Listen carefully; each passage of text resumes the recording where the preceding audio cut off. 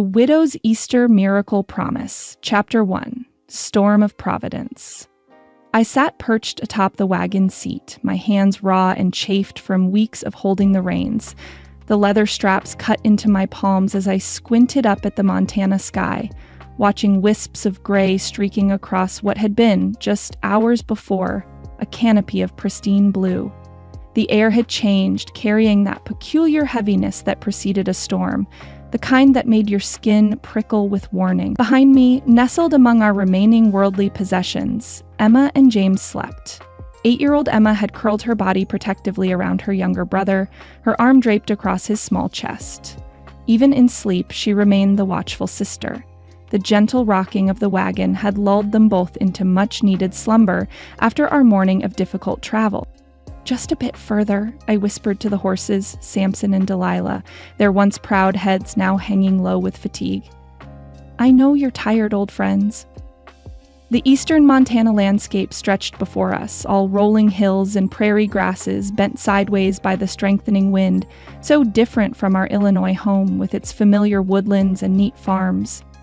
4 months on the trail had changed us all. The children's faces had grown leaner, tanned by the unforgiving sun. My own hands no longer resembled those of the banker's wife I'd once been, now rough and strong from work that Thomas had never expected me to do. Tomos! His name still caught in my throat like a fishbone. Pneumonia had taken him so quickly last winter, leaving nothing behind but memories, 2 fatherless children, and debts that had forced the sale of nearly everything we owned. The bank had been kind enough in their way, allowing me 3 months to settle affairs before claiming our home, but kindness had its limits when money was involved. I reached inside my coat pocket, feeling for the folded letter that had become my talisman. The paper had gone soft at the creases from my constant handling, Cousin Martha's handwriting faded but still legible. "Come west," she'd written. "There's a place for you here. The school needs a teacher and the land itself heals wounded hearts." I'd read those words so many times I could recite them in my sleep. That letter was our lifeline, our only hope for a future that held more than charity or my returning to my father's house as a widowed failure. A fat raindrop splashed against my cheek, jolting me from my thoughts. I glanced upward again, my stomach tightening. What had been distant clouds now loomed directly overhead, dark and swollen with moisture. The wind gusted harder, carrying the unmistakable scent of imminent downpour. "Mama?" Emma's voice drifted from the wagon bed, sleep-laden but tinged with worry. "Is it going to storm?" "Just a spring shower, sweetheart," I answered, forcing lightness into my tone. "Go back to sleep if you can." She didn't believe me. Emma rarely did when I attempted to soften the truth. But she settled back down without argument. At 8 years old, my daughter had already learned that questioning wouldn't change our circumstances. I slapped the reins against the horses' backs, urging them to quicken their plodding pace. The map I'd purchased in the last town had shown a settlement called Promise Creek lying somewhere ahead, though distances out here proved deceptive. What looked to be an hour's journey often stretched into 3 or more. The weathered signpost we'd passed that morning had claimed Promise Creek lay 15 miles ahead. If the horses could maintain even this tired pace, we might reach it before full darkness fell. "Come on, just a little faster," I coaxed, hearing the plea in my own voice. The horses' ears flicked backward at my words, but their pace remained unchanged. They had nothing more to give after pulling our wagon across streams and up countless inclines since daybreak. Another raindrop struck me, then another. The air had cooled considerably, raising gooseflesh along my arms beneath my woolen sleeves. I glanced at the narrow road ahead, already seeing spots where the dirt had darkened with moisture. If the rain came hard, as western storms were wont to do, the path would quickly turn to mud, perhaps becoming impassable until it dried again. I swallowed hard against the rising knot of fear. We couldn't afford another delay. Our supplies were stretched thin already, with barely enough flour and coffee to last the week. The paltry remains of Thomas's life insurance wouldn't sustain us beyond reaching Oregon. "The Lord is my shepherd," I whispered, the psalm my father had taught me as a child rising unbidden to my lips. "I shall not want." The words felt hollow now after months of wanting so much. wanting Thomas alive, wanting security for my children, wanting certainty in a world that offered none. Yet I clung to them nonetheless, a drowning woman grasping at floating debris. The first proper drops of rain began to fall in earnest now, pattering against the canvas cover of our wagon. I reached for the oilskin coat folded beside me, shrugging it over my shoulders as the wind picked up. The horses plodded onward, their hooves now splashing through puddles forming in the wheel ruts. Ahead, through the gathering gloom, a fork in the road appeared. The signpost that should have directed travelers had fallen, its weather-beaten planks lying face down in the mud. I pulled the horses to a halt, my heart sinking. Neither path looked more traveled than the other. "Lord, if you're listening," I murmured. "A sign would be mighty welcome about now." As if in answer, lightning split the darkened sky, illuminating the landscape in stark relief. In that brief, brilliant moment, I glimpsed something in the distance to the right, the unmistakable angular shape of a building. I turned the team rightward without hesitation. A building meant people, and people meant shelter. Even if Promise Creek lay along the left fork, any haven from the coming deluge would have to suffice. Rain began falling in sheets now, drumming against the wagon canvas with such force that I could scarcely hear Emma when she called out to me again. "I'm frightened, Mama." Her small face appeared at my elbow as she crawled forward from the wagon bed. "I know, sweet girl," I said, pulling her close against my side with one arm while maintaining my grip on the reins with the other. "But we'll find shelter soon. See there?" I nodded toward where I'd seen the building, though it remained invisible now in the downpour. "We're heading toward a house or a barn. We'll be dry before you know it." "What about James?" she asked, ever mindful of her brother. "He's still sleeping," I assured her, knowing my son could slumber through nearly anything. That boy would sleep through Gabriel's trumpet on Judgment Day. The comment earned me a small smile, which I counted as victory enough for the moment. Emma settled against me, her small body shivering slightly despite the heavy quilt she'd wrapped around her shoulders. We pressed forward through the strengthening storm, the horses struggling now as the wheels sank deeper into the softening earth. Each flash of lightning revealed we were indeed approaching a structure, not just one building, but several, the unmistakable silhouette of a ranch taking shape through the curtain of rain. Whether this was providence or mere chance, I couldn't say, but as another psalm rose to my lips, "Yea, though I walk through the valley of the shadow of death," I allowed myself to hope that perhaps, just perhaps, our long journey had finally led us to sanctuary. The rain began as a gentle patter against the canvas, almost musical in its rhythm. I tilted my face skyward, letting a few drops splash against my cheeks. In another time, another life, I might have found beauty in this moment. The vast Montana sky darkening to indigo, the distant mountains disappearing behind veils of mist. But beauty was a luxury I could ill afford when shelter remained elusive and nightfall approached. Within minutes, that gentle patter transformed into a roaring assault. The heavens opened without mercy, unleashing sheets of water that struck the wagon with such force I could scarcely hear my own thoughts. My sodden bonnet sagged against my forehead, sending rivulets of cold water down my neck and beneath my collar.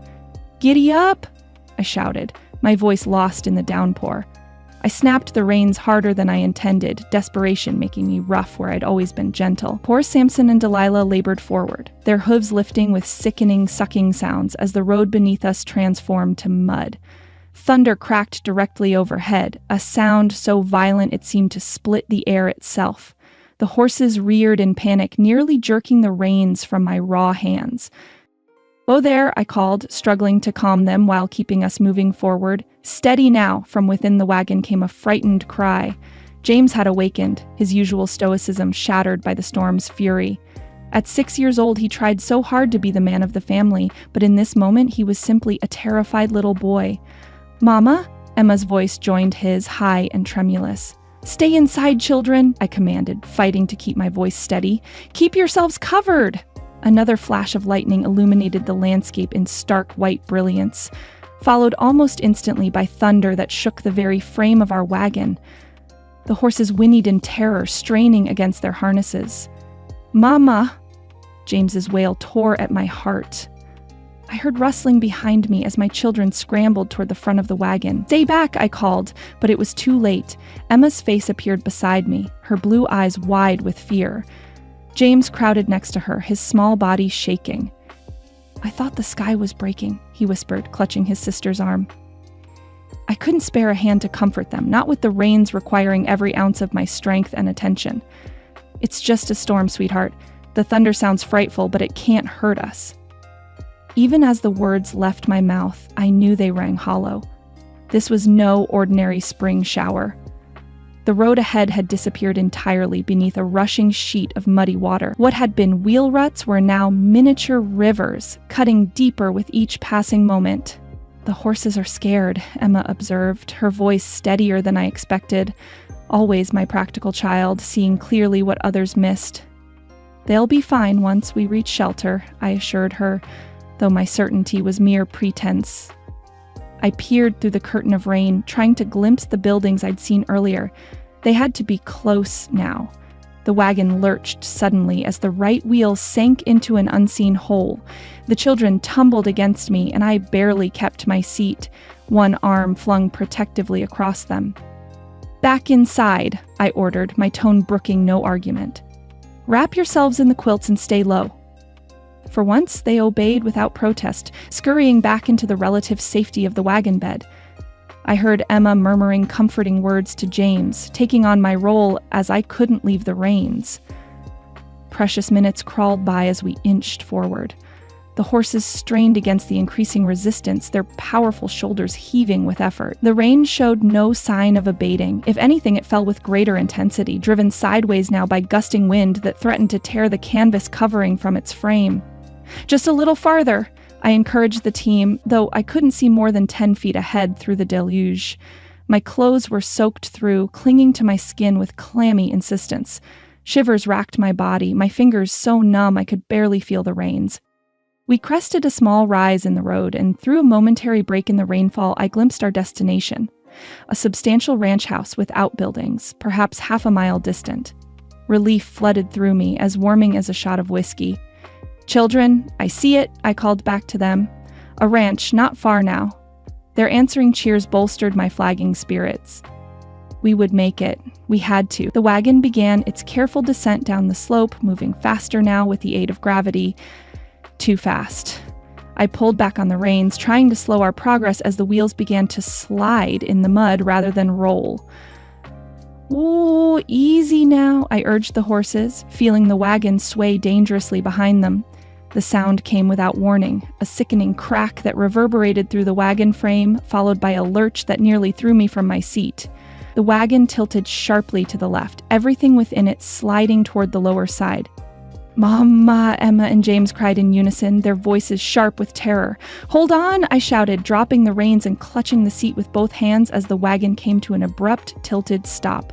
The horses stamped in confusion, sensing the change but unable to see what had happened. I knew without looking. The strain had been too much for our well-worn wagon. The left axle had snapped clean through. For a long moment, I sat frozen, rain pelting my face, as the full impact of our situation washed over me. We were stranded in an unfamiliar wilderness, in a raging storm, with night approaching and no help in sight. The ranch I'd spotted might as well have been in another territory for all the good it did us now. My children's frightened faces appeared at the front opening of the wagon cover. "Stay inside," I commanded, finding my voice at last. "I need to check the damage." "But Mama," Emma began. "No arguments," I cut her off more sharply than I intended. Softening my tone, I added, "I need you to watch James. I'll only be a moment." Gathering what remained of my courage, I eased myself off the seat, clinging to the side of the wagon to keep from slipping. My feet found the wheel hub, then empty air before plunging ankle-deep into cold, sucking mud. The shock of it stole my breath. I clung to the wagon's side, steadying myself against the tilt and the treacherous footing. Water coursed around my ankles, soaking through my boots in seconds. With careful steps, I made my way to the source of our disaster. One glance confirmed my fears. The left axle had snapped completely, the wheel now resting at an impossible angle. The wagon bed had settled into the mud, its contents surely in disarray. This was no simple repair, not something I could fix with rope and determination. I stood there in the mud, rain streaming down my face, mingling with tears I hadn't realized I'd shed. We had come so far, endured so much, only to be defeated by an axle that had weathered one too many mountain passes. "Mama?" Emma called, her voice small against the storm's roar. "How bad is it?" I turned toward my children, seeing their worried faces peering from the wagon cover. In that moment, I wanted nothing more than to crumple into the mud and surrender to despair. But their eyes held mine, trusting, waiting for the reassurance only a mother could provide. I squared my shoulders, ignored the cold seeping into my bones, and forced confidence into my voice. "It's just the axle," I called back. "We can't go farther tonight, but we'll find help in the morning." The lie tasted bitter on my tongue. In truth, I had no idea how we would find help, or if anyone would pass this way once the storm cleared. But my children needed hope, and so I would give it to them, even if I had none left for myself. I sloshed back to the front of the wagon, my sodden skirts weighing me down like anchor chains. As I reached for the harness to calm the nervous horses, lightning split the sky once more. In that brilliant flash, I saw him, a rider, silhouetted against the stormy horizon, moving toward us through the rain. I stood in the deluge, clutching the wagon for support when the silhouetted rider materialized like an apparition through the rain-soaked gloom. At first, I wondered if desperation had conjured him from my imagination, a phantom of hope in our darkest hour. But the splash of hooves through muddy water and the distinctive outline of a man atop a sturdy horse proved solid enough. The stranger approached cautiously, his mount picking a careful path through the flooded terrain. Lightning flashed again, illuminating a tall figure in a rain-slicked duster, hat pulled low against the downpour. Something in his posture, the rigid spine, the squared shoulders, spoke of wariness that matched my own. "Hello, the wagon," he called, his voice carrying surprisingly clear through the storm's cacophony. I straightened my spine, acutely aware of my bedraggled appearance, hair plastered to my cheeks, skirts caked with mud to the knees. Pride was a foolish indulgence in such circumstances, yet I couldn't help but wish I might have met this potential savior with some semblance of dignity and tact. "We've had an accident," I called back, gesturing toward the broken axle. "The wagon can't be moved."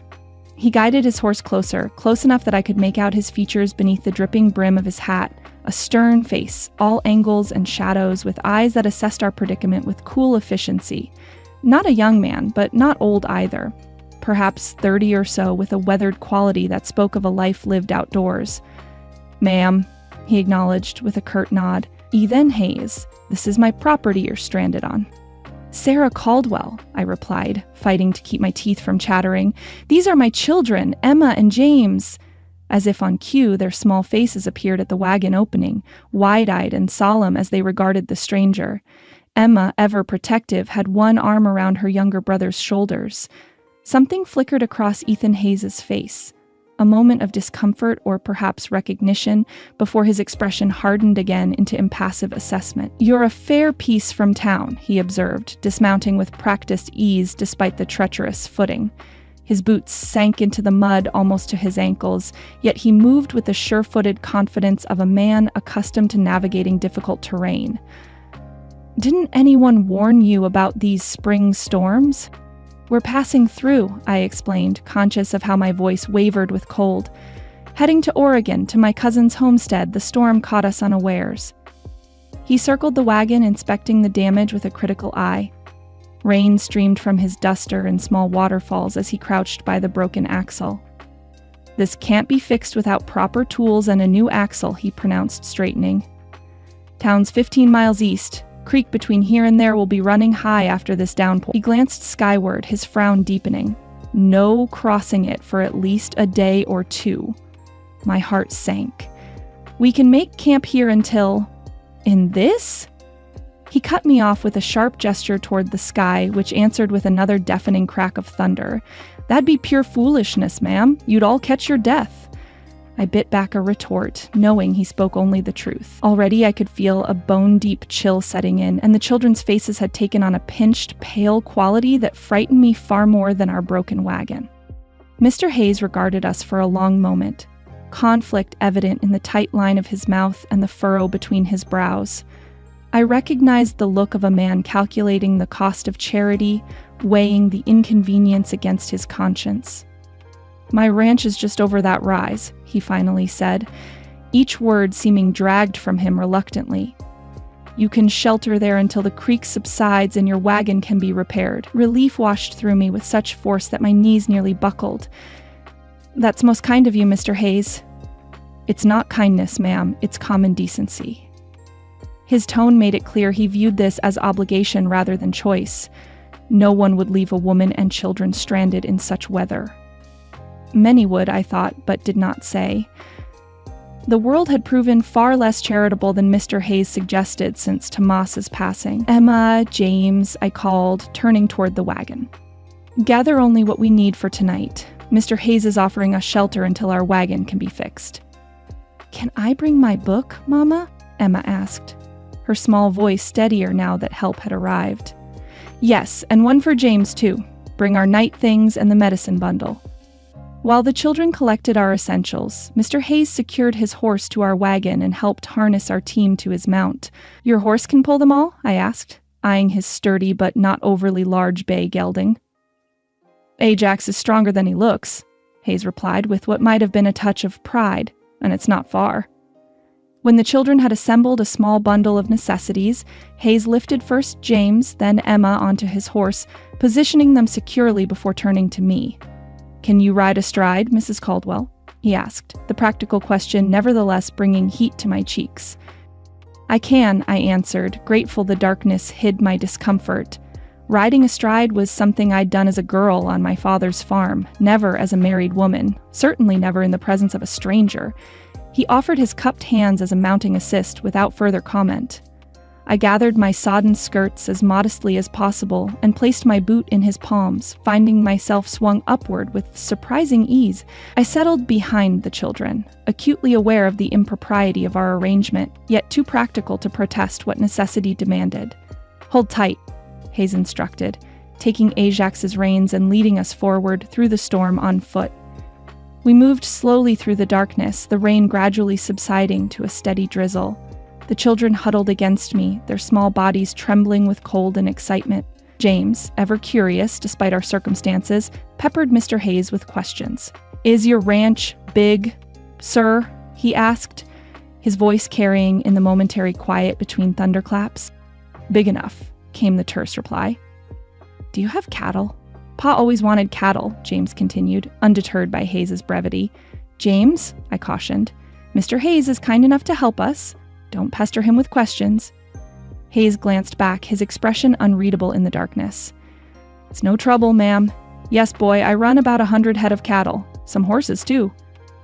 James's delight was palpable, but Emma remained silent, watchful. My daughter had grown wary of strangers since her father's death, her childhood trust replaced by a premature guardedness that ached to witness. As we crested the rise, lightning illuminated the landscape once more, revealing a tidy homestead nestled in a protected hollow.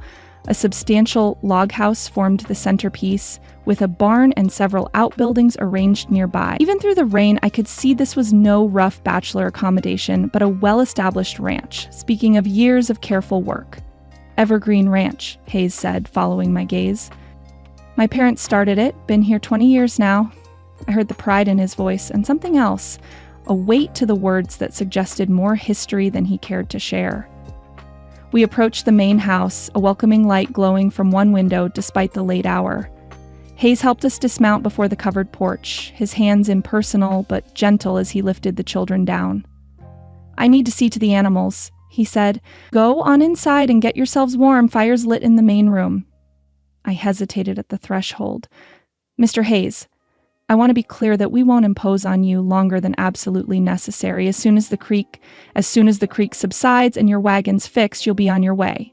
He finished for me, his tone making it clear he expected exactly that. "I understand, Mrs. Caldwell, this is temporary." Something in his emphatic assurance stung, though I had no right to feel slighted. This man owed us nothing, had already offered more than many would. "Of course," I replied, my chin lifting slightly. "We're grateful for your hospitality, however brief. Our eyes met for a moment, and I caught something like surprise in his gaze, perhaps at my dignity despite our bedraggled state, or possibly at the firmness in my tone. Whatever it was, it disappeared quickly behind the mask of polite detachment he wore. "There are towels inside," he said, gesturing toward the door, "and blankets in the chest by the hearth. Make yourselves comfortable. I'll be in shortly." With that, he turned away, leading his horse toward the barn, his shoulders set against more than just the lingering rain. I watched him go, this reluctant Good Samaritan who had rescued us from disaster, yet clearly wished the necessity had never arisen. Pride warred with gratitude in my breast. We needed his help desperately, yet I chafed at dependence on a stranger's charity, especially one who offered it with such obvious reluctance. "Mama, I'm cold," James whispered, his small hand finding mine. His touch grounded me, reminding me that pride was a luxury my children could ill afford. I squeezed his fingers reassuringly. "Then let's get inside and warm you up," I said, pushing open the door to Ethan Hayes' home, stepping across a threshold that would change all our lives in ways I couldn't possibly imagine. The warmth of Ethan Hayes' home enveloped us as we stepped across the threshold, the contrast to the biting cold outside so stark that I gasped involuntarily. A fire crackled in a large stone hearth, casting dancing shadows across a spacious main room that spoke of comfort if not tidiness. My gaze traveled over the scattered evidence of a solitary male existence. A pair of mud-caked boots tossed beside the door, newspapers stacked haphazardly on a side table, a coffee cup abandoned on the mantel. The furnishings themselves were sturdy and well-crafted, a oak dining table large enough to seat 8, a leather armchair worn smooth at the armrests, bookshelves lined with volumes whose spines showed the telltale creases of actual reading. "Mama, look," Emma whispered, pointing toward a patchwork quilt draped over the back of a rocking chair. "Like grandmother used to make," I nodded, noting the intricate pattern and careful stitching. A woman's touch in this otherwise masculine domain. Not recent work, I guessed, but preserved with evident care. James had already gravitated toward the fire, his small hands extended toward the flames. His face, pale with cold moments before, now glowed in the firelight.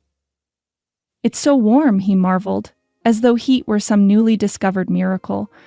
I set our meager bundle of belongings on a nearby bench and began to unwind my sodden shawl. "Don't stand too close, James, and mind you don't drip on Mr. Hayes' floor." Too late, puddles had already formed beneath each of us, our clothing so saturated that no amount of careful wringing would prevent the water's escape. I glanced around for the towels Hayes had mentioned and spotted a stack of folded linens on a chest near the hearth. "Here," I said, passing towels to the children. "Dry yourselves as best you can." As I helped James towel his damp hair, the door opened again, admitting a gust of cool air and our reluctant host. Hayes had shed his duster somewhere between the barn and house, revealing a sturdy frame clad in a simple flannel shirt and denims. His dark hair, damp from the rain, curled slightly at his collar, and his beard, neatly trimmed but substantial, framed a mouth set in what I was beginning to recognize as a habitual line of stern contemplation. "Animals are settled," he announced, hanging his hat on a peg by the door. His gaze swept over us, lingering briefly on the puddles we'd created. If he was annoyed, he gave no sign beyond a slight tightening around his eyes. "You should get the young ones into dry clothes before they catch their death." "Yes, of course," I agreed, gathering our bundle again. "Is there somewhere we might—" His expression flickered with what might have been embarrassment. "This way," he said, leading us down a short hallway off the main room. He opened a door, revealing a modestly sized bedroom with a large bed neatly made up with fresh linens. A smaller trundle bed had been pulled from beneath it, also made up with blankets and a pillow. "My parents' room," he said, his voice gruff. "No one's used it in years, but it's clean enough." I surveyed the room with its heavy oak furnishings and faded floral wallpaper. Feminine touches still lingered. A crocheted doily on the dressing table, a porcelain water pitcher and basin adorned with hand-painted violets, a small cushioned stool before the mirror. The contrast with the bachelor disarray of the main room couldn't have been more pronounced. "It's lovely," I said, genuine appreciation in my voice. "Your mother had fine taste." Hayes shifted uncomfortably. "She liked pretty things," he acknowledged, then gestured to a door in the corner. "There's a washroom through there. Pump works if you need water." He moved to the window, checking that it was securely latched against the storm. "I'll leave you to get settled." With that, he retreated, pulling the door closed behind him with careful precision. I released a breath I hadn't realized I was holding, the tension in my shoulders easing slightly now that we were alone. "Can we sleep in that big bed, Mama?" James asked, eyeing it with undisguised longing. "Yes, you and Emma will share it tonight," I told him, already rummaging in our bundle for their night clothes. "Where will you sleep?" Emma asked, ever practical. "On the trundle, sweetheart." I handed her a clean nightgown, marveling that it had somehow remained dry inside our waterproofed pack. "Now change quickly while I fetch water for washing." The pump in the small washroom produced clear, cold water with a metallic tang that spoke of deep wells. I filled the basin, grateful for this small luxury after weeks of washing in streams and rivers. By the time I returned, both children had changed and were sitting expectantly on the edge of the large bed. "Hands and faces," I instructed, setting the basin between them.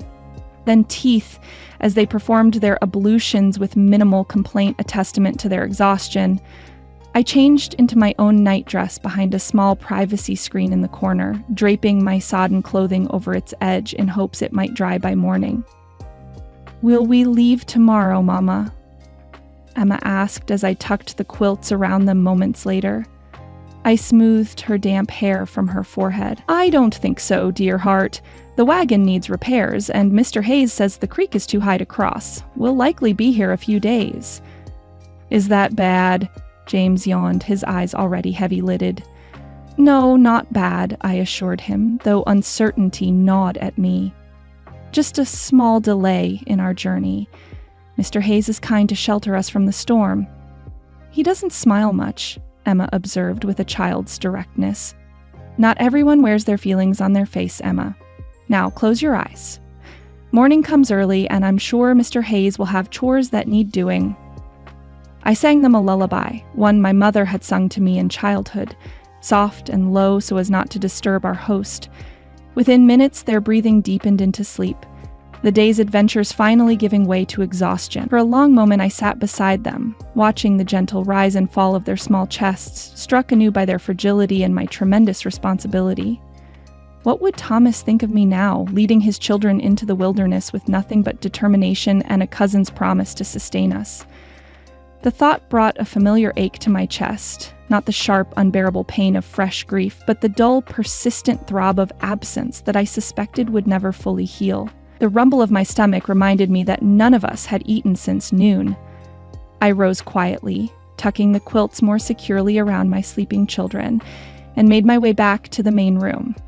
Hayes sat at the kitchen table, a steaming mug between his hands. A second mug waited at the place opposite him, its fragrant steam carrying the rich aroma of fresh coffee. A modest plate of biscuits and cold ham sat between the cups. "Thought you might be hungry," he said as I hesitated in the doorway, suddenly conscious of my state of dress. Though my nightgown was perfectly modest, covered as it was by a thick wool wrapper, I felt exposed before this stranger in a way I hadn't since Thomas's passing. "That's very thoughtful, thank you," I said, taking the seat across from him and reaching gratefully for the coffee. The first sip spread warmth through my chest, and I couldn't suppress a small sigh of appreciation. Real coffee, what a luxury. "You've been without?" he asked, something like curiosity breaking through his reserve. "We've been making do with chicory for weeks," I admitted. "Proper coffee was one of the first luxuries we sacrificed for the journey." He nodded, understanding in his eyes. Every settler knew the hierarchies of necessity, what could be kept, what must be left behind.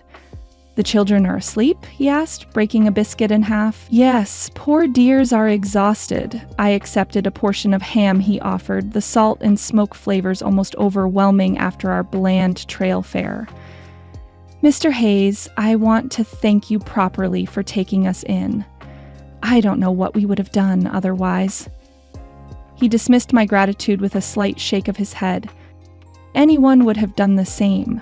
"Not anyone," I corrected gently, "and not with such thoroughness. The room is lovely. It was kind of you to prepare the trundle bed." His gaze remained fixed on his coffee. "Seemed better than making you sleep on the floor after the day you've had." We lapsed into silence, the only sounds the persistent drumming of rain on the roof and the occasional pop from the fireplace as a log settled. It wasn't a comfortable silence, too many unasked questions hung in the air between us, but neither was it entirely unpleasant. "About tomorrow," I began, setting my empty cup aside. "The wagon will need to wait until the storm passes," he interrupted. "Even then, the axle requires parts from town. Creek won't be passable for at least 2 days if this rain keeps up." "I understand," I said, folding my hands in my lap. "Please know we'll be gone as soon as possible.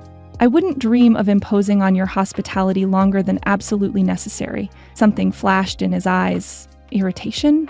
Regret? It passed too quickly to name. "It's no imposition," he said, though his tone suggested otherwise. "You and your children are welcome to shelter here until your wagon is repaired and the way is clear." "That's very generous," I said, hearing the formality in my own voice. "We'll endeavor to earn our keep while we're here. I'm handy with cooking and mending, and the children can help with simple chores." He nodded, his expression inscrutable. "They'll do fine." The conversation exhausted, we finished our small meal in silence. When the last biscuit had been consumed and the coffee had grown cold in our cups, Hayes rose. "Dawn comes early," he said, collecting the dishes and depositing them in a basin of water. "I'll be out to check the cattle at first light. Don't eat breakfast on my account. Kitchen's at your disposal." "Thank you, Mr. Hayes.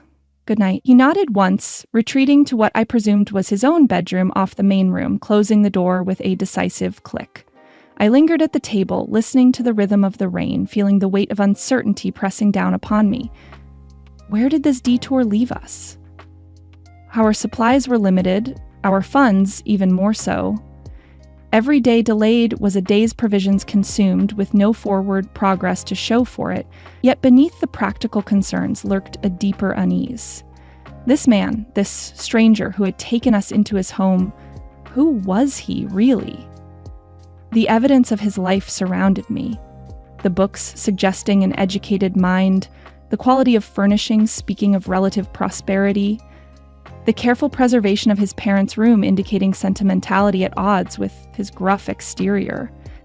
But the man himself remained a cipher, his reluctant charity raising more questions than it answered.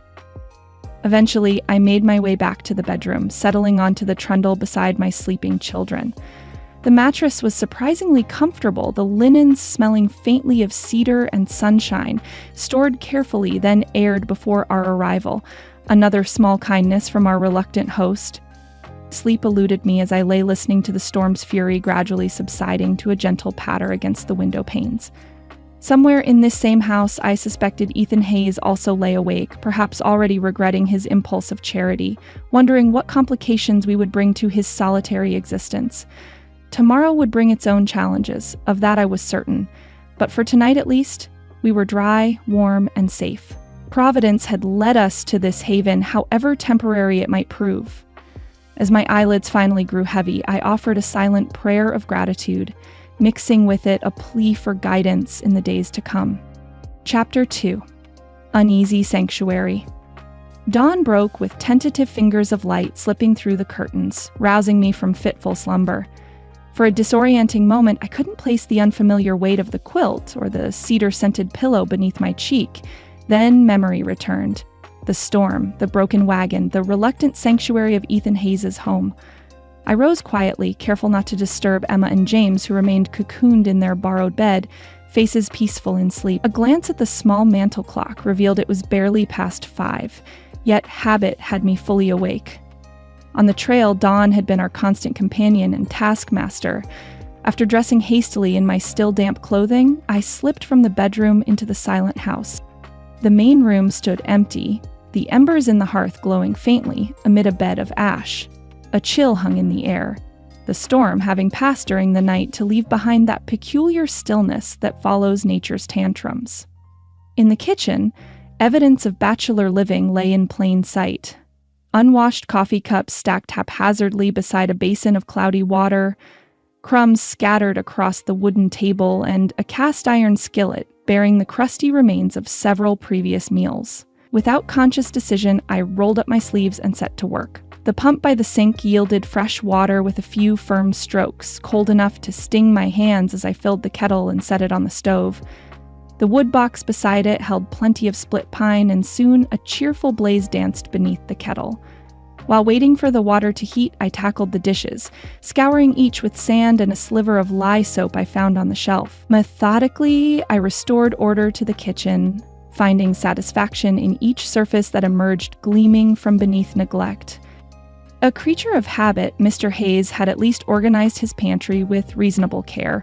Flour and sugar in lidded crocks, coffee beans in a tin, salt pork hanging from a hook, and a basket of eggs that looked reasonably fresh. By the time pale sunlight streamed through the eastern window, I had bread dough rising beneath a cloth, coffee brewing on the stove, and biscuits browning in the oven. The simple domesticity of these tasks soothed my frayed nerves, giving me purpose in this place where I was neither guest nor rightful occupant. The sound of a door opening snapped my attention toward the hallway. Ethan Hayes stood framed in the doorway to his bedroom, dressed in work clothes, his dark hair still rumpled from sleep. His expression as he surveyed his transformed kitchen cycled rapidly from surprise to confusion to something unreadable. "Good morning, Mr. Hayes," I greeted him, suddenly self-conscious about the liberties I'd taken. "I hope you don't mind. I thought to make breakfast before the children wake." He approached the stove, drawn by the aroma of fresh coffee. "You didn't need to do all this," he said, but the appreciative way his gaze lingered on the pot belied his words. "It's the least I can do, given your hospitality," I replied, pouring a cup and offering it to him. "Black, I presume?" A flicker of surprise crossed his features as he accepted the cup. "Yes," he confirmed, taking a cautious sip. His eyes widened slightly. "This is good." "My father insisted on proper coffee," I explained, turning back to check the biscuits. "He claimed a man's character could be judged by how he brewed his morning cup." "Your father sounds like a sensible man," Hayes remarked, settling at the now clean table.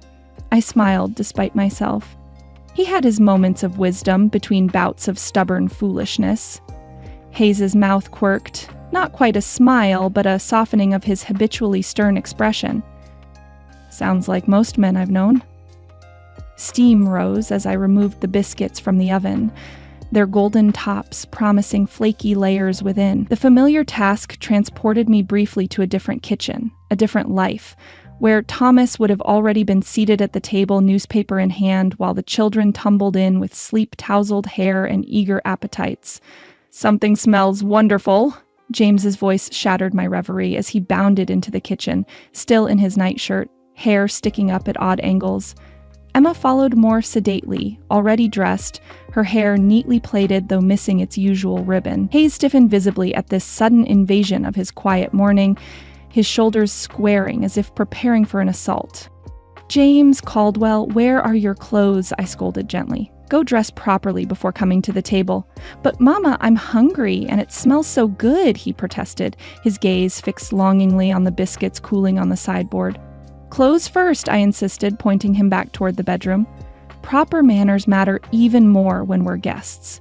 With a dramatic sigh that only a 6-year-old could muster, James trudged back to the bedroom, his bare feet slapping against the wooden floor. "I apologize for the interruption to your morning, Mr. Hayes," I said, feeling heat rise to my cheeks. "The children are usually better mannered." Hayes cleared his throat awkwardly. "No need for apologies. It's been a while since children were in this house." Emma, who had been standing quietly by the doorway, stepped forward. "May I help set the table, Mama?" "Yes, thank you, Emma." I directed her to the drawer containing cutlery. "Set 4 places, please." As Emma carefully arranged forks and knives with solemn concentration, Hayes watched her with an odd expression, something between wariness and fascination, as if she were some exotic creature he'd never encountered before.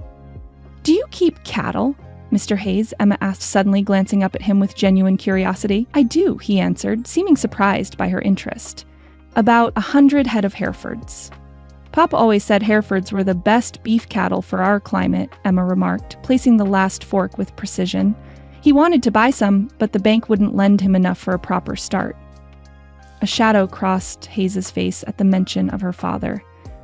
"Your papa was right. They winter well here, better than most breeds." James reappeared, thankfully dressed this time, though his shirt remained untucked on one side.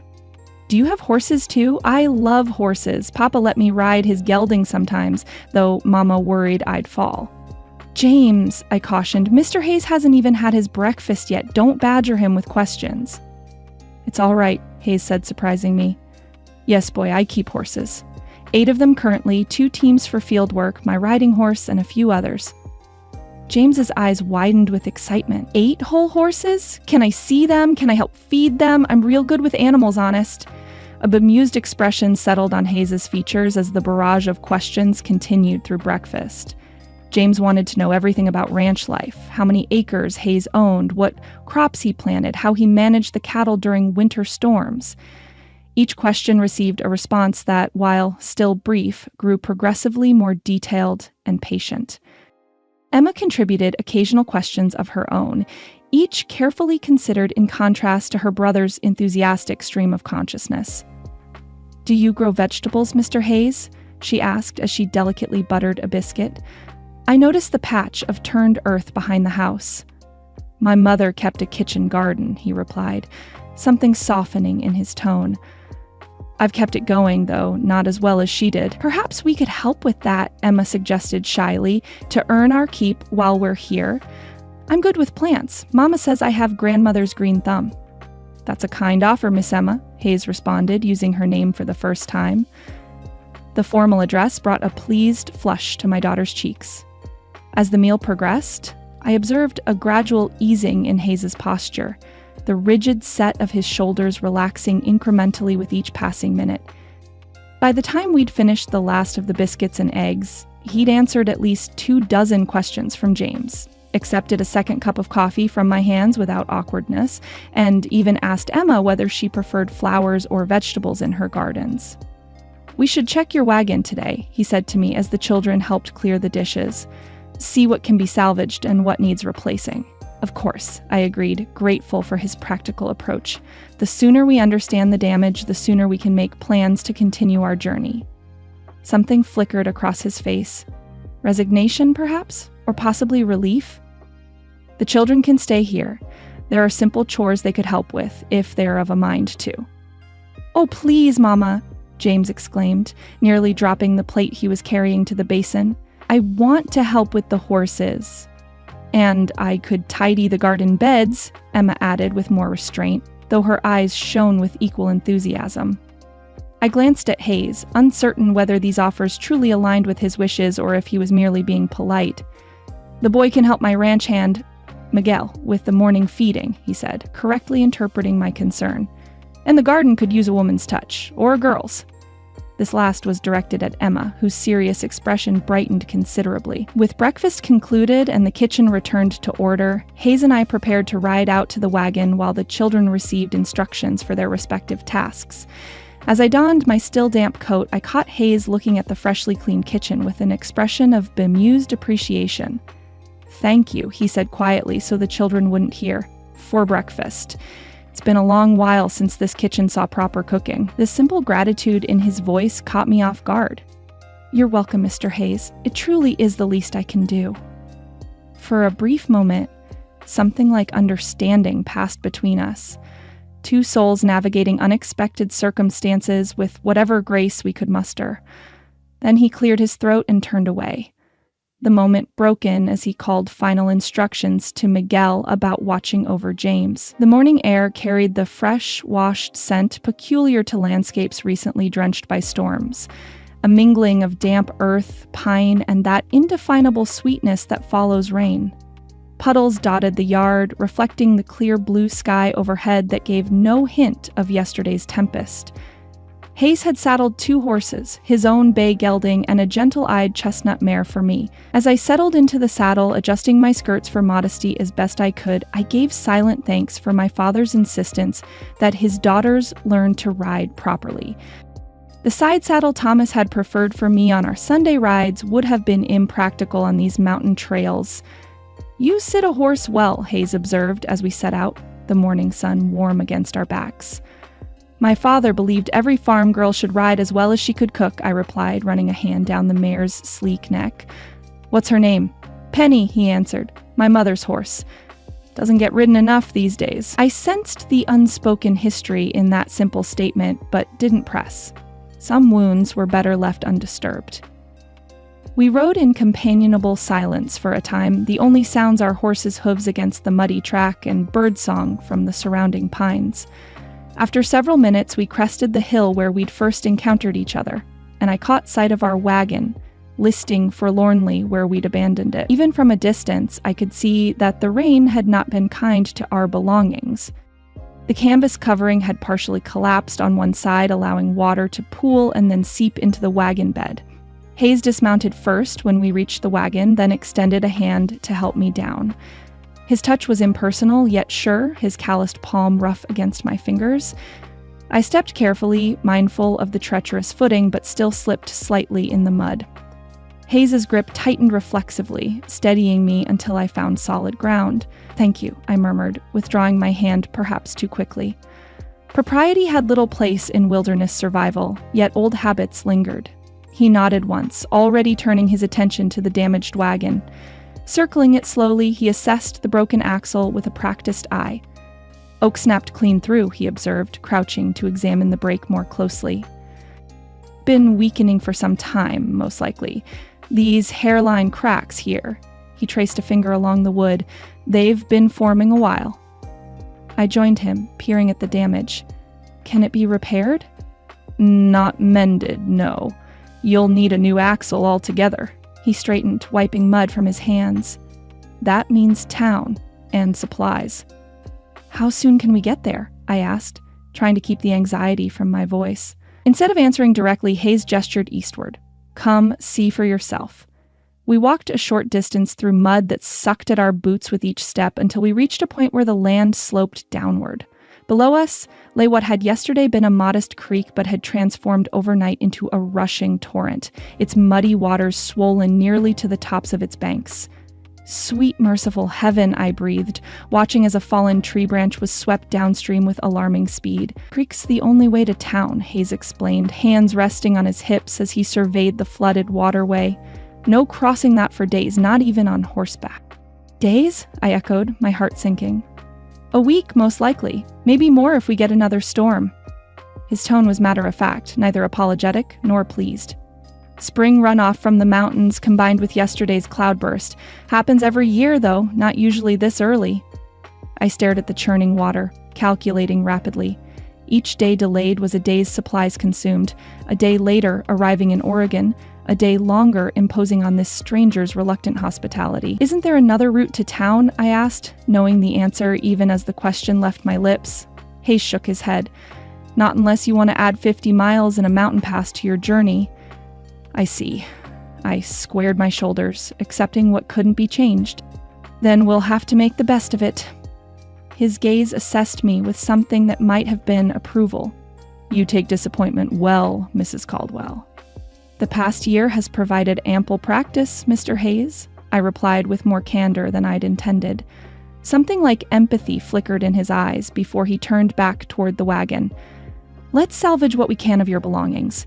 No sense leaving them to rot in the rain." Together, we unloaded the items most vulnerable to water damage. Our trunk of clothing, James's small collection of books, the family Bible Thomas had inherited from his father. Hayes worked methodically, his movements economical and practiced, while I sorted through soaked blankets and separated what could be saved from what was beyond redemption. "We can dry most of this at the ranch," he said, lashing our salvaged possessions to the backs of our mounts. "Anything crucial we've missed?"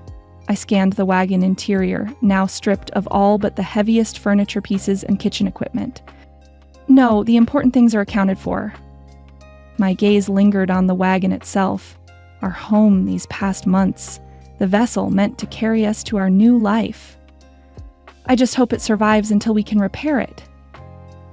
"I'll ride out every few days to check on it," Hayes offered. "The frame is sound enough. Once the axle's replaced, you'll be on your way." On our way? The words hung between us, a reminder that our current arrangement was temporary, a mere interruption in separate journeys that would soon diverge again. With our horses laden with recovered belongings, we began the ride back to the ranch. This time Hayes led us on a different route, skirting the edge of a verdant pasture where fat cattle grazed contentedly, their red and white Hereford markings bright against the green landscape.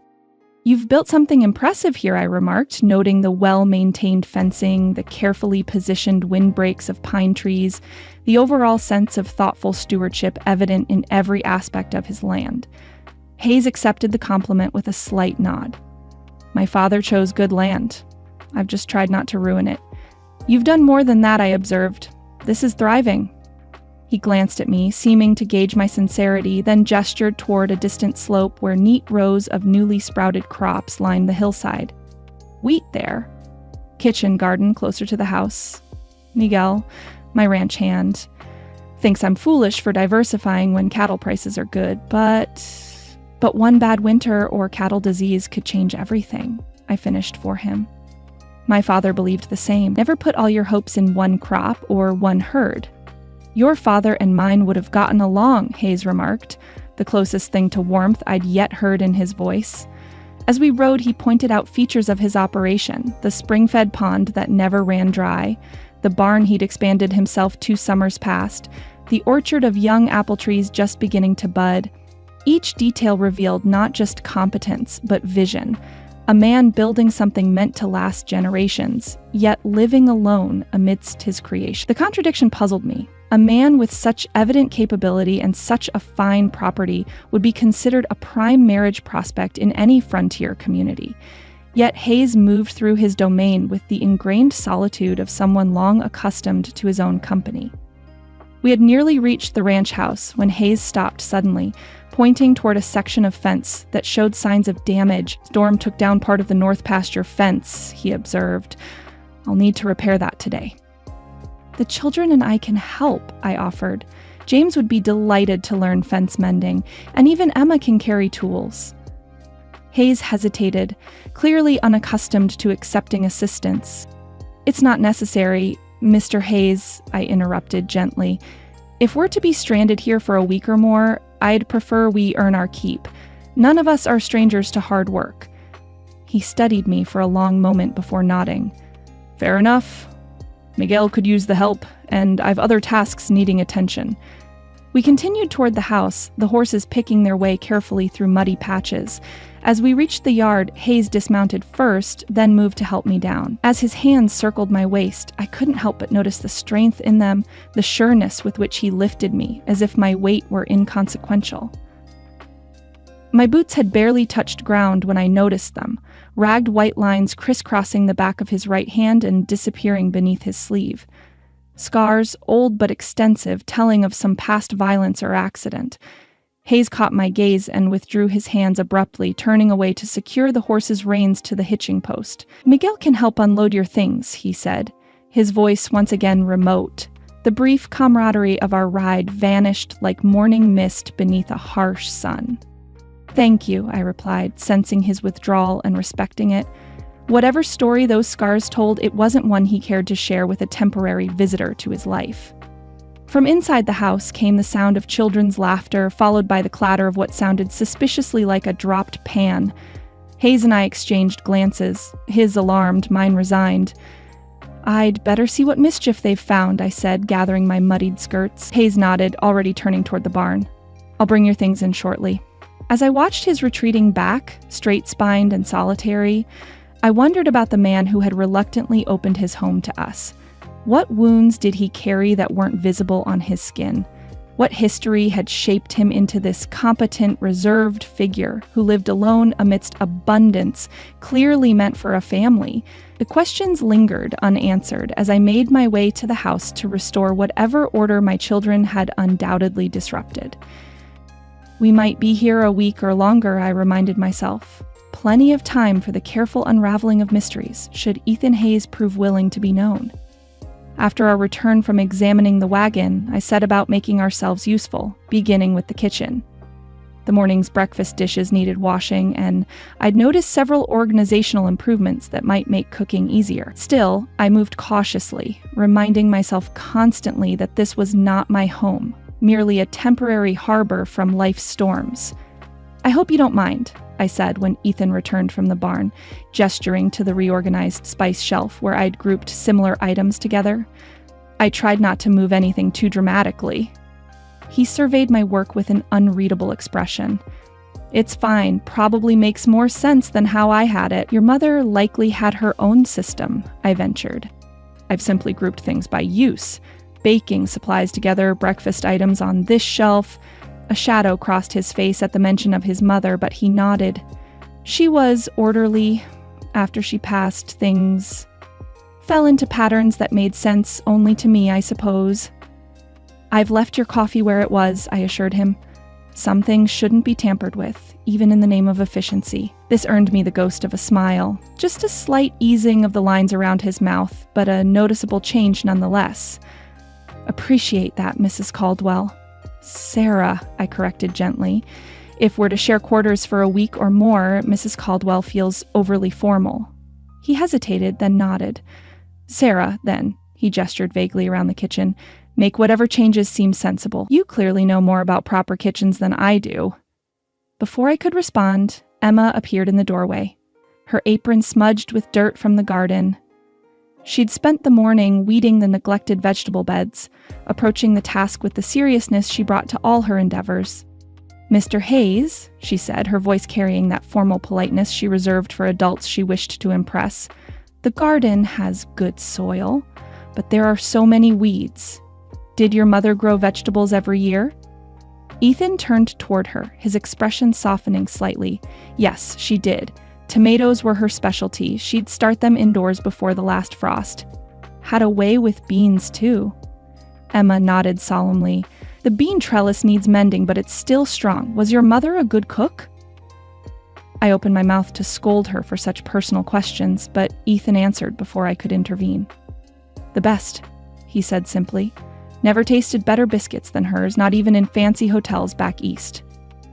Emma absorbed this information with the attentiveness of a student memorizing an important lesson. Did she teach you to cook? Some basics, he admitted. Enough to keep from starving, though nothing fancy. My mom is teaching me, Emma said. She says every girl should know how to run a proper kitchen, even if someday she's wealthy enough to hire help. Your mama's right, Ethan agreed, glancing my way with something like approval.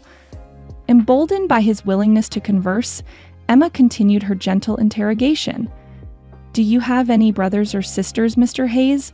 I can't imagine living without James, even when he's being troublesome. A slight stiffening of Ethan's shoulders was the only outward sign that the question had struck a nerve. No, he answered. I was an only child. My parents came west when I was young, just the three of us. That must have been lonely, Emma observed with a child's directness. Emma, I cautioned. Mr. Hayes has work to do. Let's not pester him with questions. It's all right, Ethan said, though his tone had grown more reserved. Children are naturally curious. He turned back to Emma. Yes, it was sometimes lonely, but there was always work to be done, and my parents were good company. When did they... Emma began, but I interrupted firmly. Emma, I believe the carrots still need weeding, and weren't you going to check if any early lettuce survived the winter? She accepted the dismissal with good grace, offering a small curtsy to Ethan before retreating to the garden. Once she'd gone, I turned apologetically to our host. I'm sorry, Emma has always been inquisitive, and recent events have only sharpened her desire to understand the world around her. No harm done, Ethan replied, though his expression had closed again, the brief openness evaporating like morning dew under harsh sun. She's a thoughtful child. You've raised her well. The compliment caught me off guard. Thank you. Thomas, her father, deserves much of the credit. He always spoke to the children as if their thoughts mattered. Ethan nodded, then excused himself to check on James, who was supposedly helping Miguel repair a harness, but more likely asking the patient ranch hand an endless stream of questions about horses and cattle. I returned to my kitchen reorganization, careful to maintain the boundary between helpful guest and intrusive presence. Each drawer I opened revealed small insights into the household. A mother's handwritten recipe cards tucked between the pages of a worn cookbook, a collection of polished river stones arranged carefully on the windowsill, a child's drawing preserved beneath a stack of clean linens. These glimpses into Ethan Hayes' history made him both more human and more mysterious. What circumstances had led him to live alone in a house built for family? How long had his parents been gone? Why had no wife come to fill the obvious void in his life? Such questions were not mine to ask, I reminded myself firmly. Our paths had crossed by chance, not choice, and would soon diverge again. I was placing the last of the dried herbs into labeled jars when a commotion from outside drew my attention. Through the kitchen window, I spotted James, racing across the yard, something clutched to his chest, with Ethan following at a more measured pace. "Mama, look!" James burst through the door, his face alight with excitement. In his hands, he cradled a collection of small wooden horses, exquisitely carved and painted in lifelike detail. "Mr. Hayes had these in a box in the barn. Aren't they magnificent?" I glanced at Ethan, who had paused in the doorway, his expression a complex mixture of emotions I couldn't quite decipher. "They're beautiful," I said carefully, "but James, did you ask permission before taking Mr. Hayes' things?" James's expression fell. I found them in a box when I was helping Mr. Miguel. I didn't mean to snoop, honest." "They're toys, meant for children," Ethan said, his voice gruff. "He can play with them if he's careful. They're old, though. Some pieces might be fragile." "Oh, I'll be ever so careful," James promised fervently. "I've never seen such wonderful horses. Did you make them, Mr. Hayes?" A shadow passed over Ethan's features. "My father did. He had a knack for carving." "He was very talented," I observed, examining the lifelike detail of a rearing stallion. "These are true craftsmanship. He made them for..." Ethan began, then stopped abruptly. "They should be played with, not gathering dust in a barn." I caught the hesitation, the unfinished thought. For whom had these toys been made? For Ethan as a boy? Or perhaps for another child who never arrived to claim them? Before I could ponder this further, the sound of an approaching wagon interrupted our conversation. Ethan moved to the window, his posture stiffening slightly. "Clara Wilson," he muttered, more to himself than to us. "Right on schedule." "A neighbor?" I inquired, smoothing my apron instinctively. "Yes, her place borders mine to the south. She's..." He hesitated, searching for words. "Attentive to her neighbor's welfare." Something in his tone suggested this attentiveness wasn't entirely welcome. I barely had time to smooth my hair before a knock sounded at the door. Ethan opened it to reveal a plump, pleasant-faced woman of perhaps 50, her arms laden with what appeared to be preserves and baked goods. Her shrewd eyes widened considerably at the sight of me standing in Ethan's kitchen. "Ethan Hayes!" she exclaimed, bustling past him without waiting for an invitation. "The rumors are true, then. I told Hiram this morning when the Potter boy rode by, saying he'd seen smoke from your chimney unusually early and strangers' clothes hanging on your line." "Mrs. Wilson," Ethan greeted her with resigned politeness. "Allow me to introduce Mrs. Sarah Caldwell and her children, Emma and James. Their wagon broke down in yesterday's storm. They're sheltering here until repairs can be made." Clara Wilson's appraising gaze swept over me, taking in my worn but tidy dress, my wedding band, and my general appearance with impressive thoroughness before shifting to James and his wooden horses. "How fortunate you found such a gallant rescuer," she said, her tone friendly but her eyes calculating. "Ethan here keeps to himself more than is healthy for a man his age, but he's got a good heart beneath all that gruffness." "We're very grateful for Mr. Hayes' hospitality," I replied, matching her tone of friendly neutrality. "The storm was quite severe." "Indeed it was," Clara agreed, depositing her armload of goods on the kitchen table. "Brought you some strawberry preserves from last summer's batch, Ethan, and apple butter. My Hiram says your pantry's probably bare as Mother Hubbard's cupboard, what with you being a bachelor and all." "Mrs. Caldwell has been kind enough to bring order to my kitchen," Ethan said, a hint of defensiveness in his voice. "We're managing fine." "I'm sure you are," Claire responded with a knowing smile that made me blush despite myself. "Still, I thought these might be welcome." She turned to me with bright curiosity. "And where are you folks headed, Mrs. Caldwell?" "Oregon," I answered, keeping my tone pleasant but not inviting further probing. "My cousin has a homestead near Salem."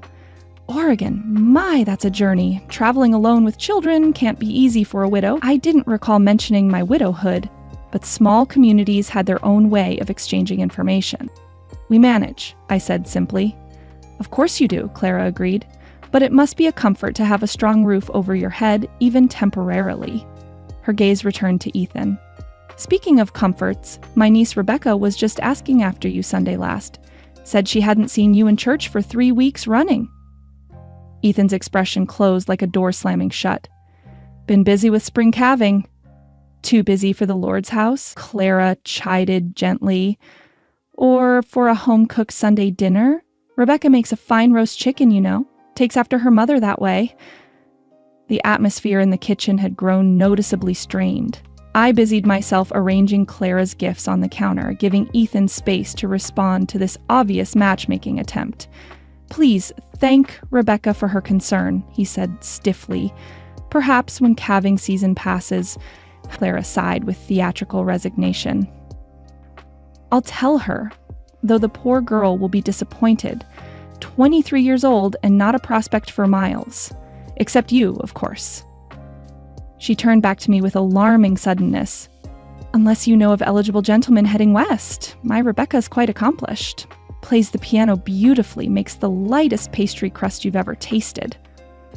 "I'm afraid I don't know many gentlemen in these parts," I demurred. "We've been on the trail for nearly 2 months." Clara nodded sagely. Of course. Well, should you encounter any suitable prospects in your travels, you'll remember my Rebecca, won't you? Such a lovely girl, just wasting away out here with no one but her old aunt and uncle for company." "I'm sure she's charming," I replied diplomatically. Clara beamed, then glanced at the window where the sun's position indicated advancing afternoon. "My goodness, I've taken up half your day with chatter. Hiram will wonder if I've fallen in a ditch." She gathered her shawl around her shoulders. "You must all come for dinner before you continue your journey. Ethan knows the way, though he visits less often than we'd like." Ethan escorted her to the door with visible relief. "Thank you for the preserves, Mrs. Wilson. I'll bring your jars back when they're empty." "See that you do," she replied cheerfully, "and bring your guests. I want to hear all about your journey west, Mrs. Caldwell." After a flurry of goodbyes and a final meaningful glance at Ethan that even I could interpret as, "Don't be a stranger," Clara Wilson departed in her wagon, leaving behind preserves, questions, and a tangible awkwardness. "Sorry about that," Ethan muttered when she'd gone. "Clara means well, but she's determined to see everyone paired off and settled." "No apology needed," I assured him. "Every community has its matchmakers. My Aunt Ruth was legendary in our town, arranged 6 marriages in 5 years, all still intact when we left." This earned a genuine chuckle from Ethan, the first I'd heard from him. The sound transformed his face, softening the stern lines and revealing a glimpse of the younger man beneath the weathered exterior. "Clara's record is less impressive," he confided. 2 marriages, 1 already dissolved when the poor fellow fled to California rather than endure another Sunday dinner with his new in-laws. I laughed despite myself, surprised by this flash of humor from our somber host. "Then I suppose we should be grateful she's focused her efforts on her niece rather than on us." The moment the words left my mouth, I regretted them. A flush crept into my cheeks as Ethan's eyes widened slightly, both of us suddenly aware of the impropriety of joking about such matters. "I only meant," I began. "Of course," he interrupted hastily. "I understood your meaning." An awkward silence fell between us, broken by James's timely intervention as he held up one of the wooden horses.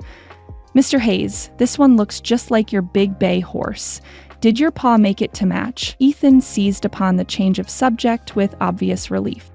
"Good eye, boy. Yes, my father carved most of these to resemble actual horses he'd known. That one was modeled after my first riding horse, Thunder."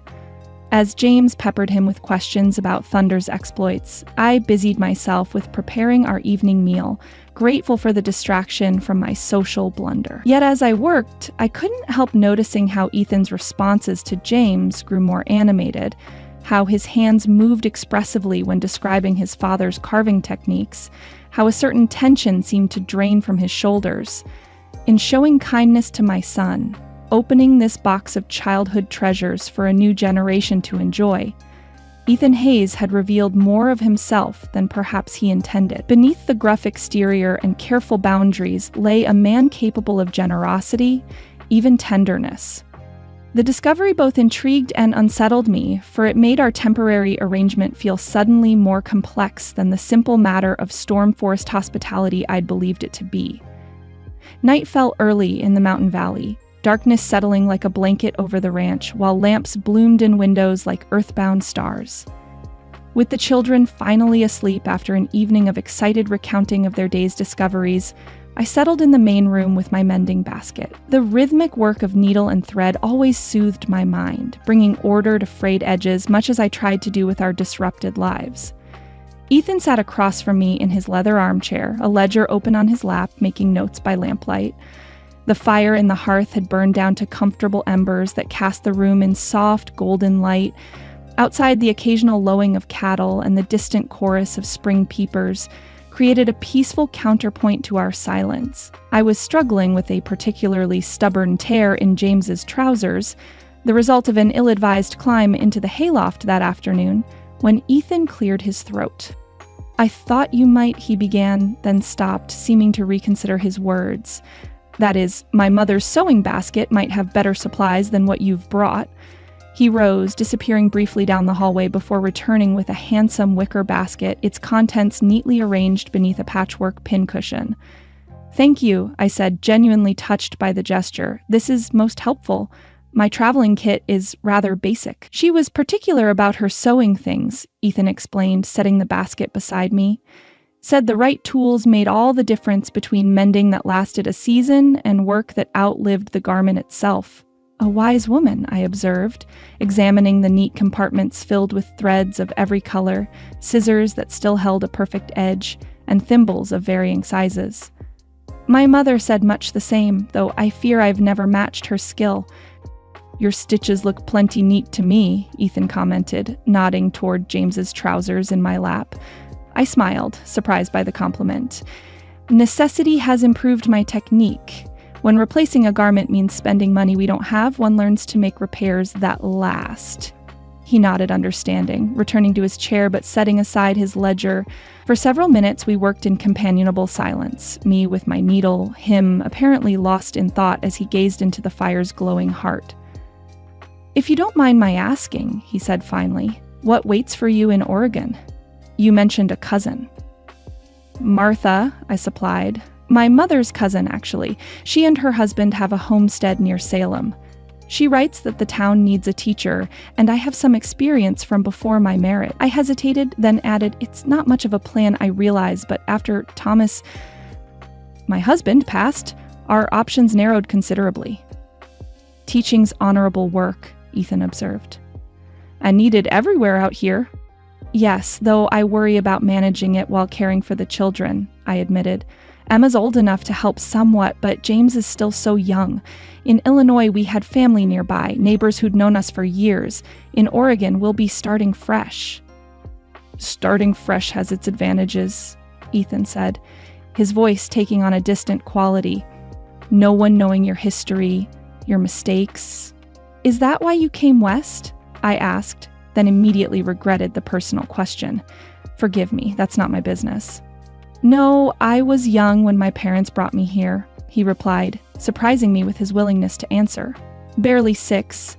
They were the ones seeking that fresh start, though I never knew exactly what they were leaving behind.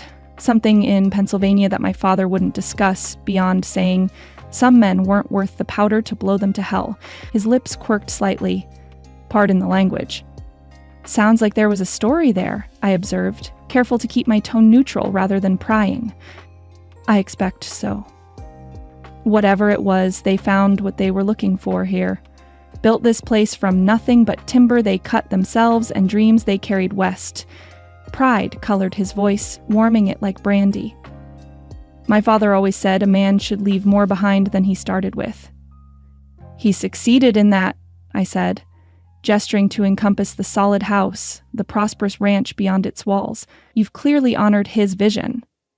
Something like pain flickered across Ethan's face. "Tried to. War interrupted things." The simple statement hung in the air between us, heavy with unspoken history. I kept my eyes on my mending, giving him space to continue or not as he chose. 4 years with the Union Cavalry," he said after a long moment. "Came back to find my mother gone, influenza, and my father trying to keep the place going alone." "I'm sorry," I said softly. "Losing a parent is never easy, no matter one's age." "No, it isn't." He stared into the fire, his expression distant. Father held on another 3 years, long enough to see the ranch recovering, but not long enough to... He trailed off, leaving the thought unfinished.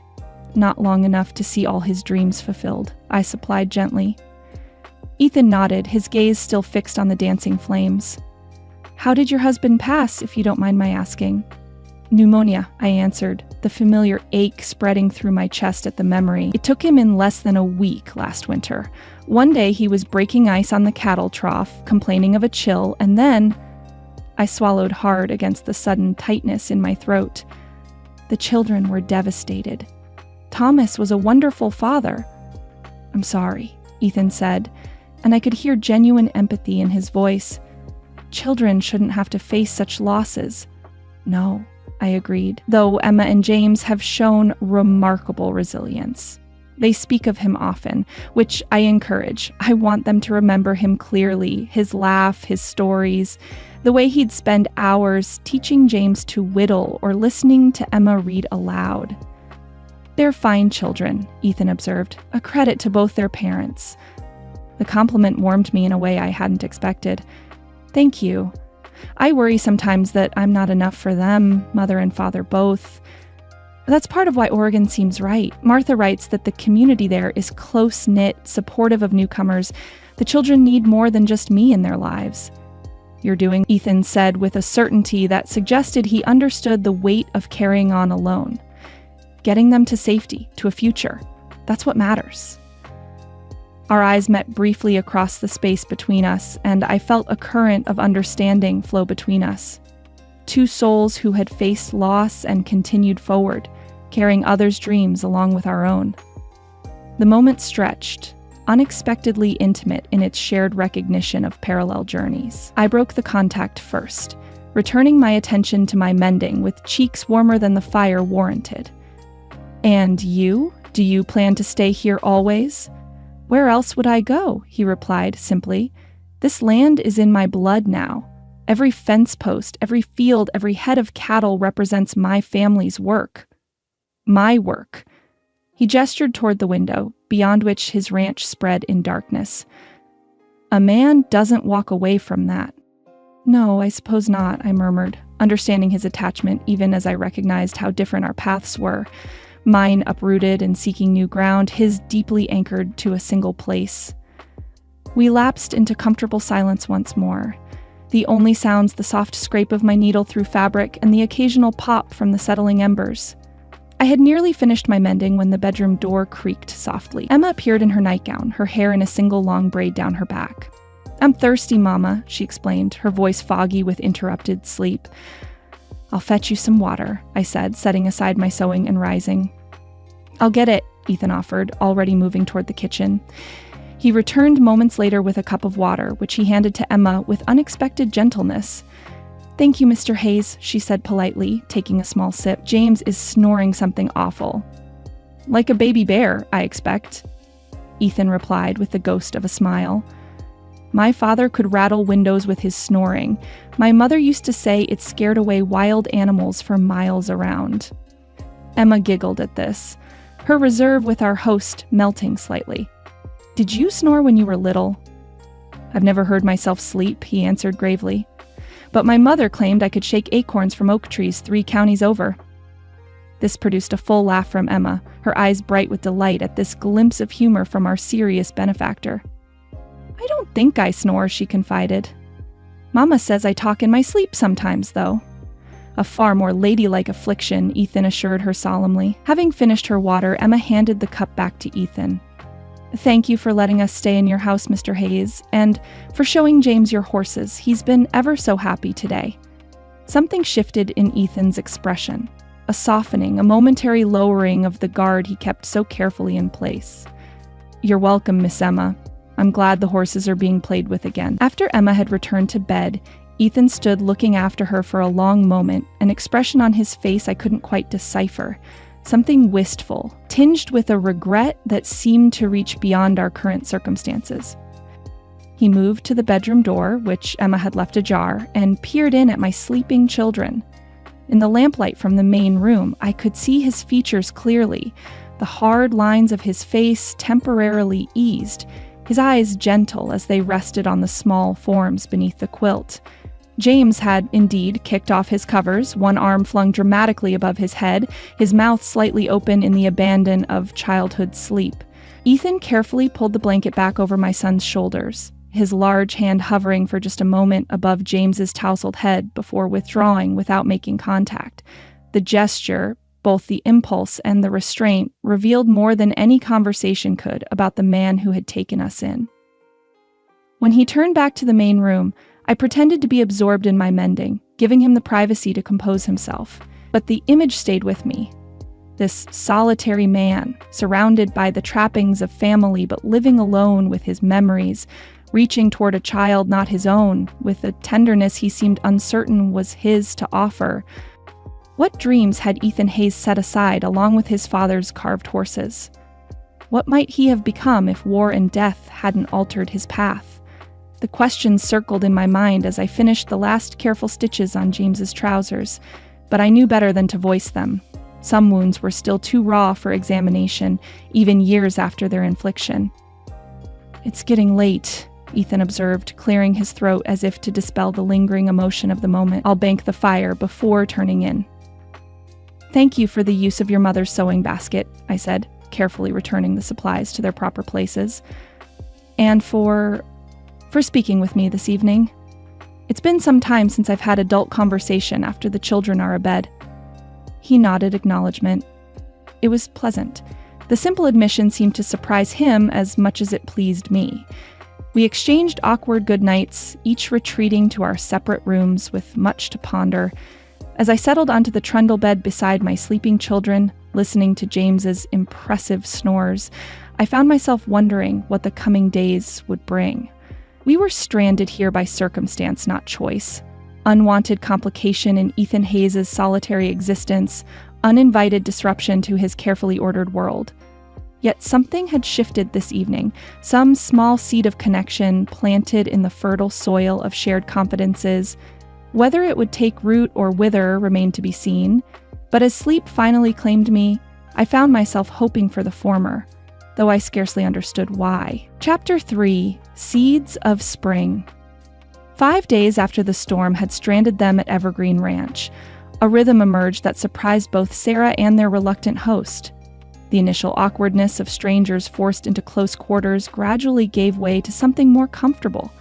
Not quite familiarity, but a tentative routine that allowed each to maintain their dignity while sharing the same roof. Sarah rose before dawn each morning, stoking the kitchen fire and starting coffee before Ethan emerged from his room.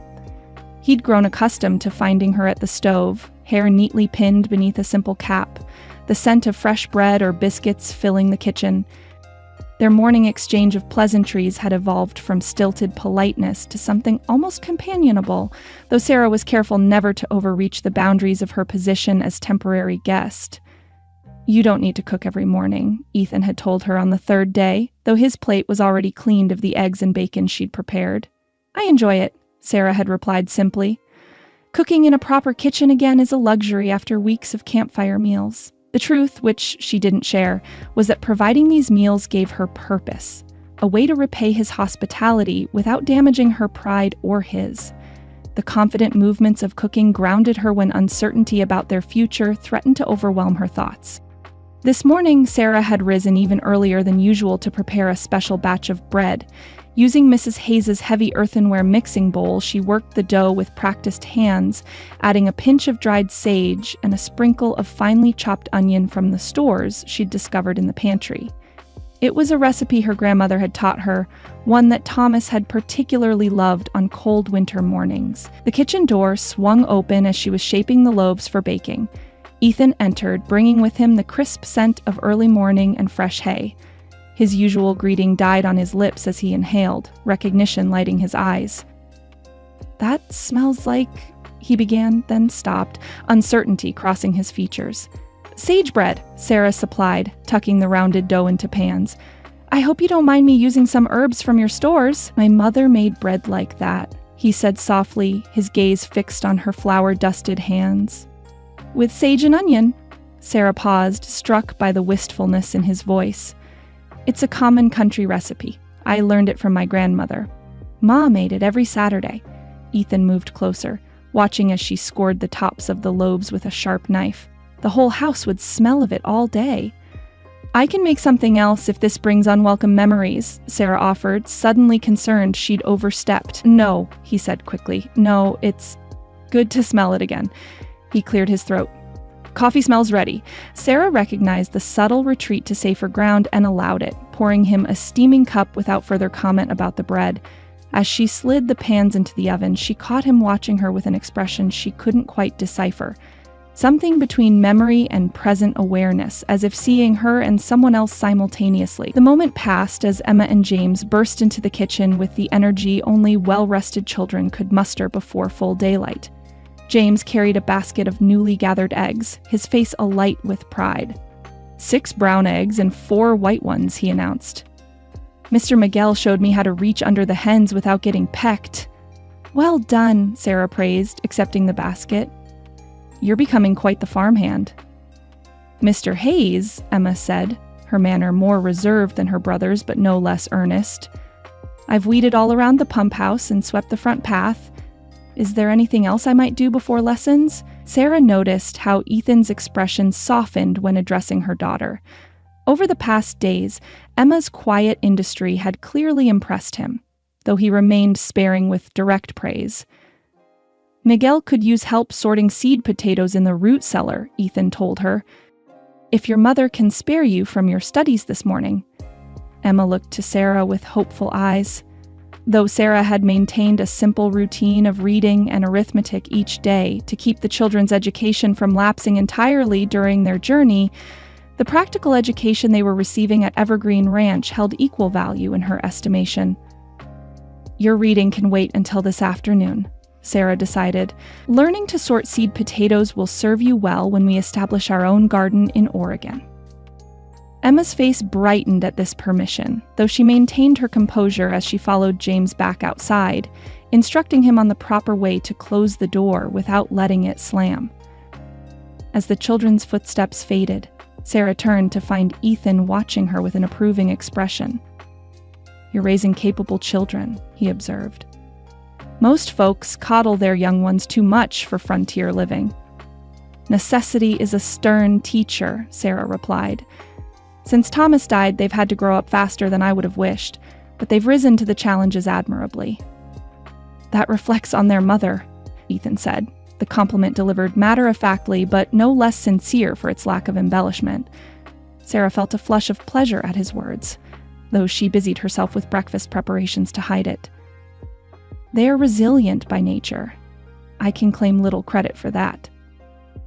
Throughout breakfast, Sarah noticed subtle differences in Ethan's demeanor compared to their first awkward days. The rigid set of his shoulders had eased somewhat, and the perpetual furrow between his brows had softened. He even responded to James's enthusiastic descriptions of the barn cat's newest litter of kittens with genuine interest rather than the tolerant patience he'd initially shown. When Ethan excused himself to begin the day's work, Sarah caught herself watching his departure with unexpected awareness. In less than a week, this man had transformed in her eyes from forbidding stranger to, not quite a friend, perhaps, but someone whose approval mattered more than it reasonably should for a temporary acquaintance. She turned her attention to the bread, now filling the kitchen with its savory aroma. When Ethan returned for the midday meal, the first loaf waited on the table, its golden crust still warm. Sarah pretended not to notice when he took a second thick slice, then a third. But the small smile that curved her lips as she turned to the stove betrayed her satisfaction. Some languages were spoken without words, and good food had always been among the most eloquent. The following morning dawned clear and unseasonably warm, the kind of false spring day that teased of summer while winter still lurked in the shadows. Sarah finished the breakfast dishes, then stepped outside, drawn by the brilliant sunshine to explore more of the immediate surroundings than she'd yet had opportunity to examine. Behind the main house, a plot of perhaps half an acre stretched toward a small creek. Remnants of what had once been an orderly kitchen garden were still visible. Raised beds defined by weathered boards, a tumble-down trellis that had once supported climbing beans, several fruit trees showing the first blush of pink buds. but weeds had claimed much of the space, and many of the beds had collapsed from neglect. Sarah wandered through the overgrown paths, recognizing the careful planning that had once made this a productive garden. Whoever had designed it, Ethan's mother, she presumed, had understood the principles of companion planting and proper drainage. Even in its current state of disrepair, the garden's bones revealed the loving attention it had once received. The sound of approaching footsteps made her turn. Ethan stood at the garden's edge, watching her with a guarded expression. "This was your mother's garden," Sarah said, not a question but a recognition. He nodded. "She could make anything grow. Had the touch," my father always said. Sarah knelt, running her fingers through the soil of one raised bed. Despite years of neglect, the earth was rich and dark, crumbling perfectly between her fingers. She amended the soil properly. Good compost, regular care. This could be productive again, with some work. "I've kept it clear of the worst overgrowth," Ethan said, a defensive note in his voice. "Just haven't had time for proper planting these past years." Sarah rose, brushing soil from her hands. "Mr. Hayes," she said carefully, "would you permit me to restore some of these beds while we're here? The weather's turning favorable for early plantings, and it seems a shame to waste such good soil." She hesitated, then added, "I'd be happy to share whatever harvest might come before we depart." Ethan's expression cycled through several emotions: surprise, wariness, and something that might have been relief. "You don't need to do that. You're guests, not hired help." "I'd consider it a privilege, not an obligation," Sarah replied honestly. "I've missed having my hands in the soil. Our journey hasn't allowed for such luxuries." He studied her face, seeming to gauge her sincerity. "You'd be doing it for yourself then, not out of some sense of repayment?" Sarah appreciated his directness. "For myself, yes. Though I won't pretend I don't wish to contribute something lasting to repay your hospitality. Perhaps we could consider it a mutually beneficial arrangement." After a moment's consideration, Ethan nodded. "The tools are in the shed by the barn. Take what you need. And the seed box is in the pantry. Whatever survived the winter should still be good." "Thank you," Sarah said, pleasure warming her voice. "Emma will be delighted to help. She has quite the green thumb." "Like her mother," Ethan observed, his gaze lingering on her soil-stained hands. Sarah felt an unexpected flutter in her chest at the simple compliment. "We'll see if Montana soil agrees with my methods. Every place has its own ways." "The soil here forgives much if treated with respect," Ethan said, gesturing to the surrounding landscape. "My mother always claimed this valley had the sweetest dirt she'd ever worked." Her words, not mine. A smile touched Sarah's lips. "My grandmother said much the same about our farm in Illinois. I believe every gardener develops a relationship with their particular patch of earth." "Ma certainly did. She talked to these plants like they were her other children," Ethan said, the memory bringing a softening to his features. "Pa used to tease her about it, but he never interfered. Said her conversations with the bean plants produced better results than his lectures to the cattle."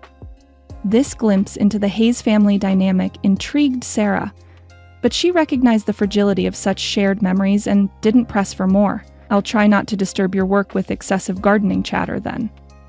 "I wouldn't mind," Ethan said, then seemed surprised by his own admission. Clearing his throat, he added more gruffly, "The tools are yours to use. I need to check the north pasture." He departed with long strides, leaving Sarah to contemplate the garden and the complex man who had inherited it. Like the garden itself, Ethan Hayes showed signs of careful cultivation beneath years of protective overgrowth. The thought both intrigued and unsettled her. By mid-morning, Sarah and Emma had established their battle plan against the garden's neglect. Armed with hoes, rakes, and determined spirits, they began clearing the largest of the raised beds. James helped for a while, but his attention soon wandered to more exciting pursuits involving frogs by the creek, under Miguel's distant but watchful eye. Emma worked with the serious concentration that characterized all her endeavors, methodically removing weeds and sorting them into piles, those safe for the compost heap and those better burned to prevent spreading. "Mama, look," she called, holding up a small green shoot. "Some of the perennials are already coming back. I think this is mint." Sarah examined the fragrant leaves. "You're right, and that's thyme along the border." Your grandmother Hayes planted herbs that would return year after year even without tending. She was wise, Emma said solemnly. Do you think she'd mind us working in her garden? The question gave Sarah pause. I think, she answered carefully, that any gardener would be pleased to see their work continued, even by strangers. Gardens are meant to grow and change. Emma nodded, satisfied with this answer, and returned to her weeding. As the morning progressed, she began softly singing hymns. First Amazing Grace, then Rock of Ages, her clear young voice carrying across the garden like a benediction. Sarah lost herself in the rhythm of the work, the familiar motions of preparing soil, providing a comfort she hadn't realized she'd missed during their long journey.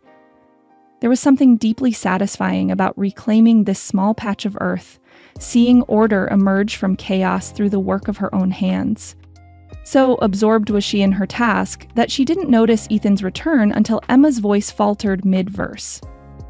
Sarah looked up to find him standing at the garden's edge, watching them with an expression that mingled surprise and something deeper, less definable. Don't stop on my account, he said to Emma, whose cheeks had pinkened at being overheard. You have a fine voice.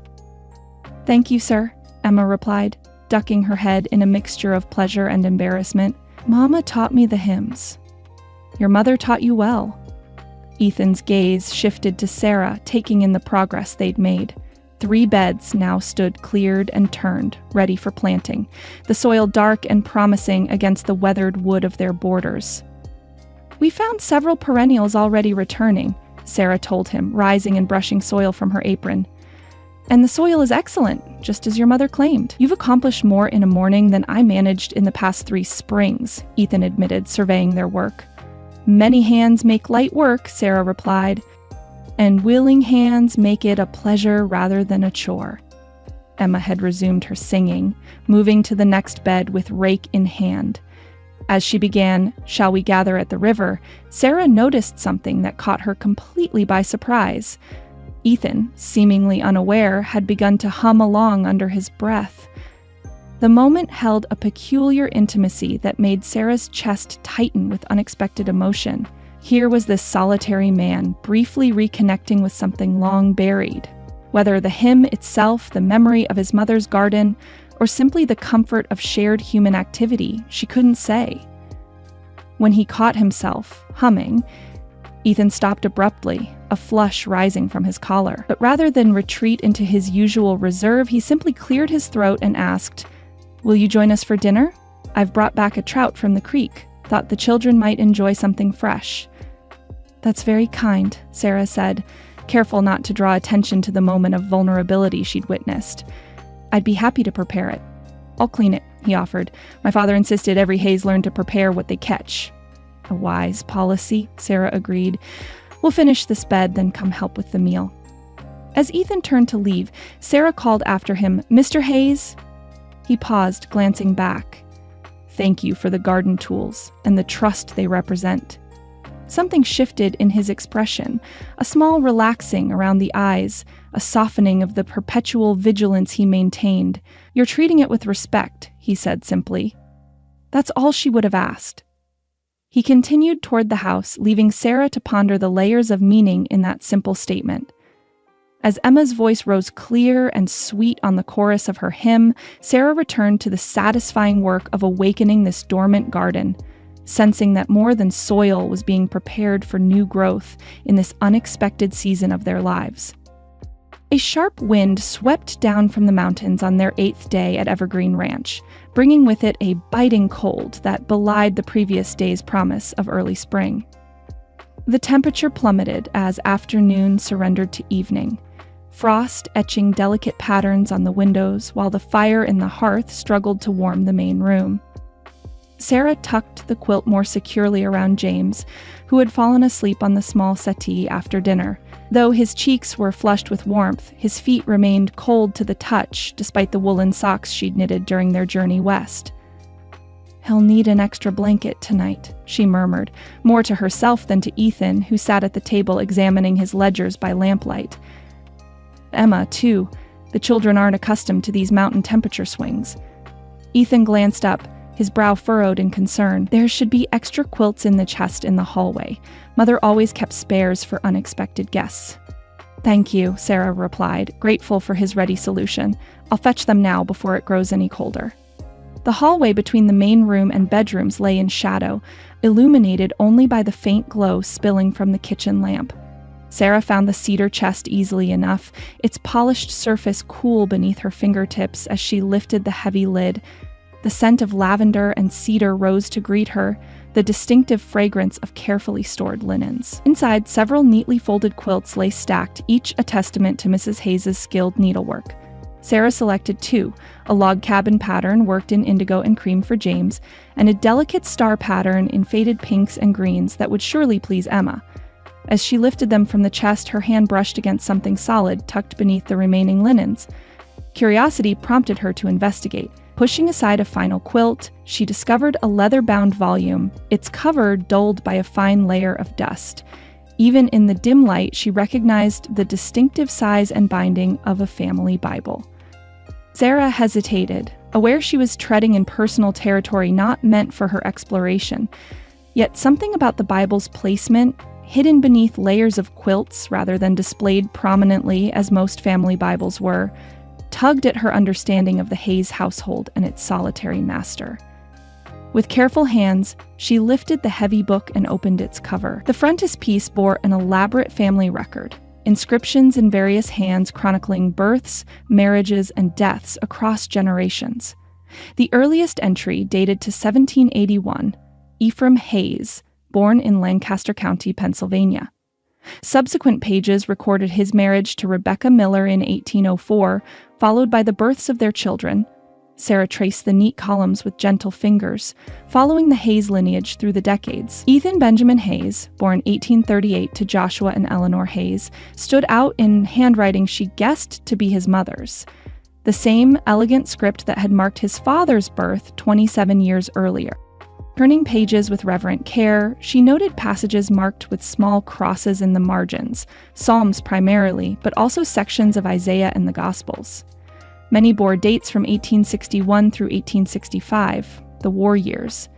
Someone, Ethan, she presumed, had sought comfort in these verses during that terrible time. The final marked passage, dated April 1865, was from the Book of Job.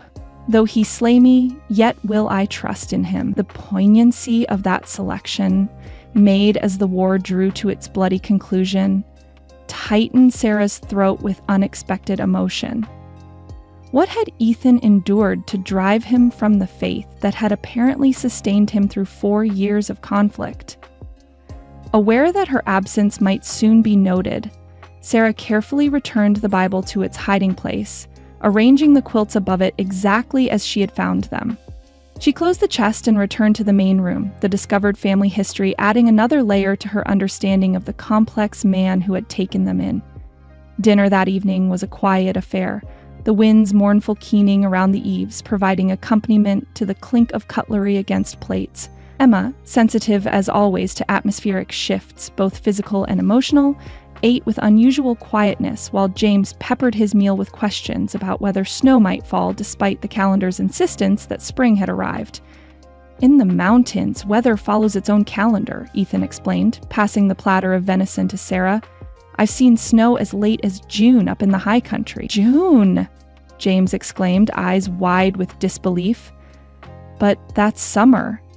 Nature doesn't always concern itself with our names for seasons, Sarah explained, serving James another helping of potatoes. The almanac can predict, but the mountains decide. Speaking of calendar dates, Emma said with careful precision, Easter will arrive in just over 2 weeks. Will we attend church services in town, Mama? Sarah glanced at Ethan, uncertain how to respond. Their temporary status made presumptions about holiday plans awkward, yet Easter held importance for her family that she was reluctant to diminish. I noticed you have a lovely family Bible, she said, the words emerging before she could consider their impact. Is there a church nearby where services are held? The sudden stillness that descended upon the table was palpable. Ethan's fork paused midway to his mouth, his expression shuddering like windows against an approaching storm. "There's a church in town," he said, his voice carefully neutral. "Reverend Thomas holds services most Sundays, weather permitting." "Might we attend for Easter?" Emma asked, her gaze traveling hopefully between her mother and their host. "The creek may still be too high for crossing safely," Ethan replied, his tone clipped. "Best not to make plans that depend on unpredictable conditions." "But Easter is the most important," Emma began. "I'm aware of Easter's significance in the Christian calendar," Ethan interrupted, an edge entering his voice that Sarah hadn't heard directed at the children before. "The weather doesn't make exceptions for holy days." James's eyes widened at the sudden tension, his fork frozen above his plate. "Don't you like Easter, Mr. Hayes?" he asked, with a child's innocent directness. "James?" Sarah cautioned softly. "It's a fair question," Ethan conceded, though the tightness around his mouth suggested otherwise. "I have no particular feeling about Easter one way or another.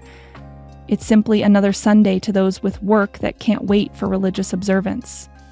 "But the resurrection," Emma began, her voice small but determined. "I believe I've had my fill," Ethan said abruptly, placing his napkin beside his half-finished meal and rising from the table. "If you'll excuse me, there are accounts that need attention before morning." He departed with measured steps that nonetheless conveyed barely contained emotion, leaving behind a strained silence broken only by the wind's continued assault on the cabin. "Did I say something wrong, Mama?" Emma whispered, distress evident in her downturned mouth. "No, sweetheart," Sarah assured her, reaching across to squeeze her daughter's hand. "Mr. Hayes has his own relationship with faith, and it isn't our place to question it. Now, finish your dinner while it's still warm." Later, after the children had been tucked into bed with their extra quilts, Sarah found Ethan in the main room, staring into the fire with an untouched cup of coffee cooling beside him. The ledger he'd claimed needed attention lay closed on the table, its pen resting across unmarked pages. "I've come to apologize," she said softly, remaining near the doorway rather than approaching the hearth uninvited. "I shouldn't have mentioned the Bible at dinner. It was presumptuous." Ethan didn't look up, his gaze fixed on the dancing flames. "You found it in the chest." "Yes," she admitted, seeing no point in denying what was clearly already understood. "I wasn't prying intentionally. It was beneath the quilts." "That's where it belongs," he said, his voice rough with suppressed emotion. "Packed away with other things that have no place in daily life." Sarah weighed her next words carefully, aware she trod on fragile ground. "Faith is a personal matter. I would never presume to judge another's path." "Yet you wonder," Ethan observed, finally turning to face her. In the firelight, the planes of his face appeared harder, more angular, emphasizing the distance he'd placed between himself and the warmth of human connection. "You wonder how a man raised with scriptures read at every meal could hide away the family Bible as if it carried contagion." "I wonder about many things," Sarah acknowledged. "But questioning is not condemnation. Each soul walks its own path with God." A bitter smile touched his lips, or away from him. "Even that path isn't permanent," Sarah ventured. "My grandmother used to say that faith is like the tide. It ebbs and flows, but the ocean remains constant." Ethan's expression softened fractionally, though pain still lurked in the depths of his eyes. "Your grandmother sounds like a wise woman. Mine would have said something similar, though with more fire and brimstone attached." The small joke, unexpected amid such serious conversation, eased the tension between them. Sarah smiled, grateful for his willingness to step back from the edge of true anger. "The children meant no offense," she said. "Easter has always been an important celebration in our household." "I know," Ethan replied, his voice gentler now. "They're good children with good hearts. They deserve their traditions." He hesitated, then added, "If the creek subsides enough for safe passage, I'll ensure you have transportation to town for Easter services. I won't have your family's observances disrupted on my account." "Thank you," Sarah said, touched by his consideration despite his personal reservations. "That's very kind." He shook his head slightly. "It's not kindness, it's respect for beliefs that still hold meaning for you even if they've lost their savor for me." The honesty of his answer, its lack of pretense or justification, struck Sarah with unexpected force. Whatever had driven Ethan Hayes from his faith, It wasn't casual indifference or intellectual objection, but something deeply felt, perhaps deeply suffered. "Good night, Mr. Hayes," she said simply, recognizing that further conversation would only strain the tentative peace they'd reestablished. "Good night, Mrs. Caldwell," he replied, turning back to the fire as if seeking answers in its restless flames.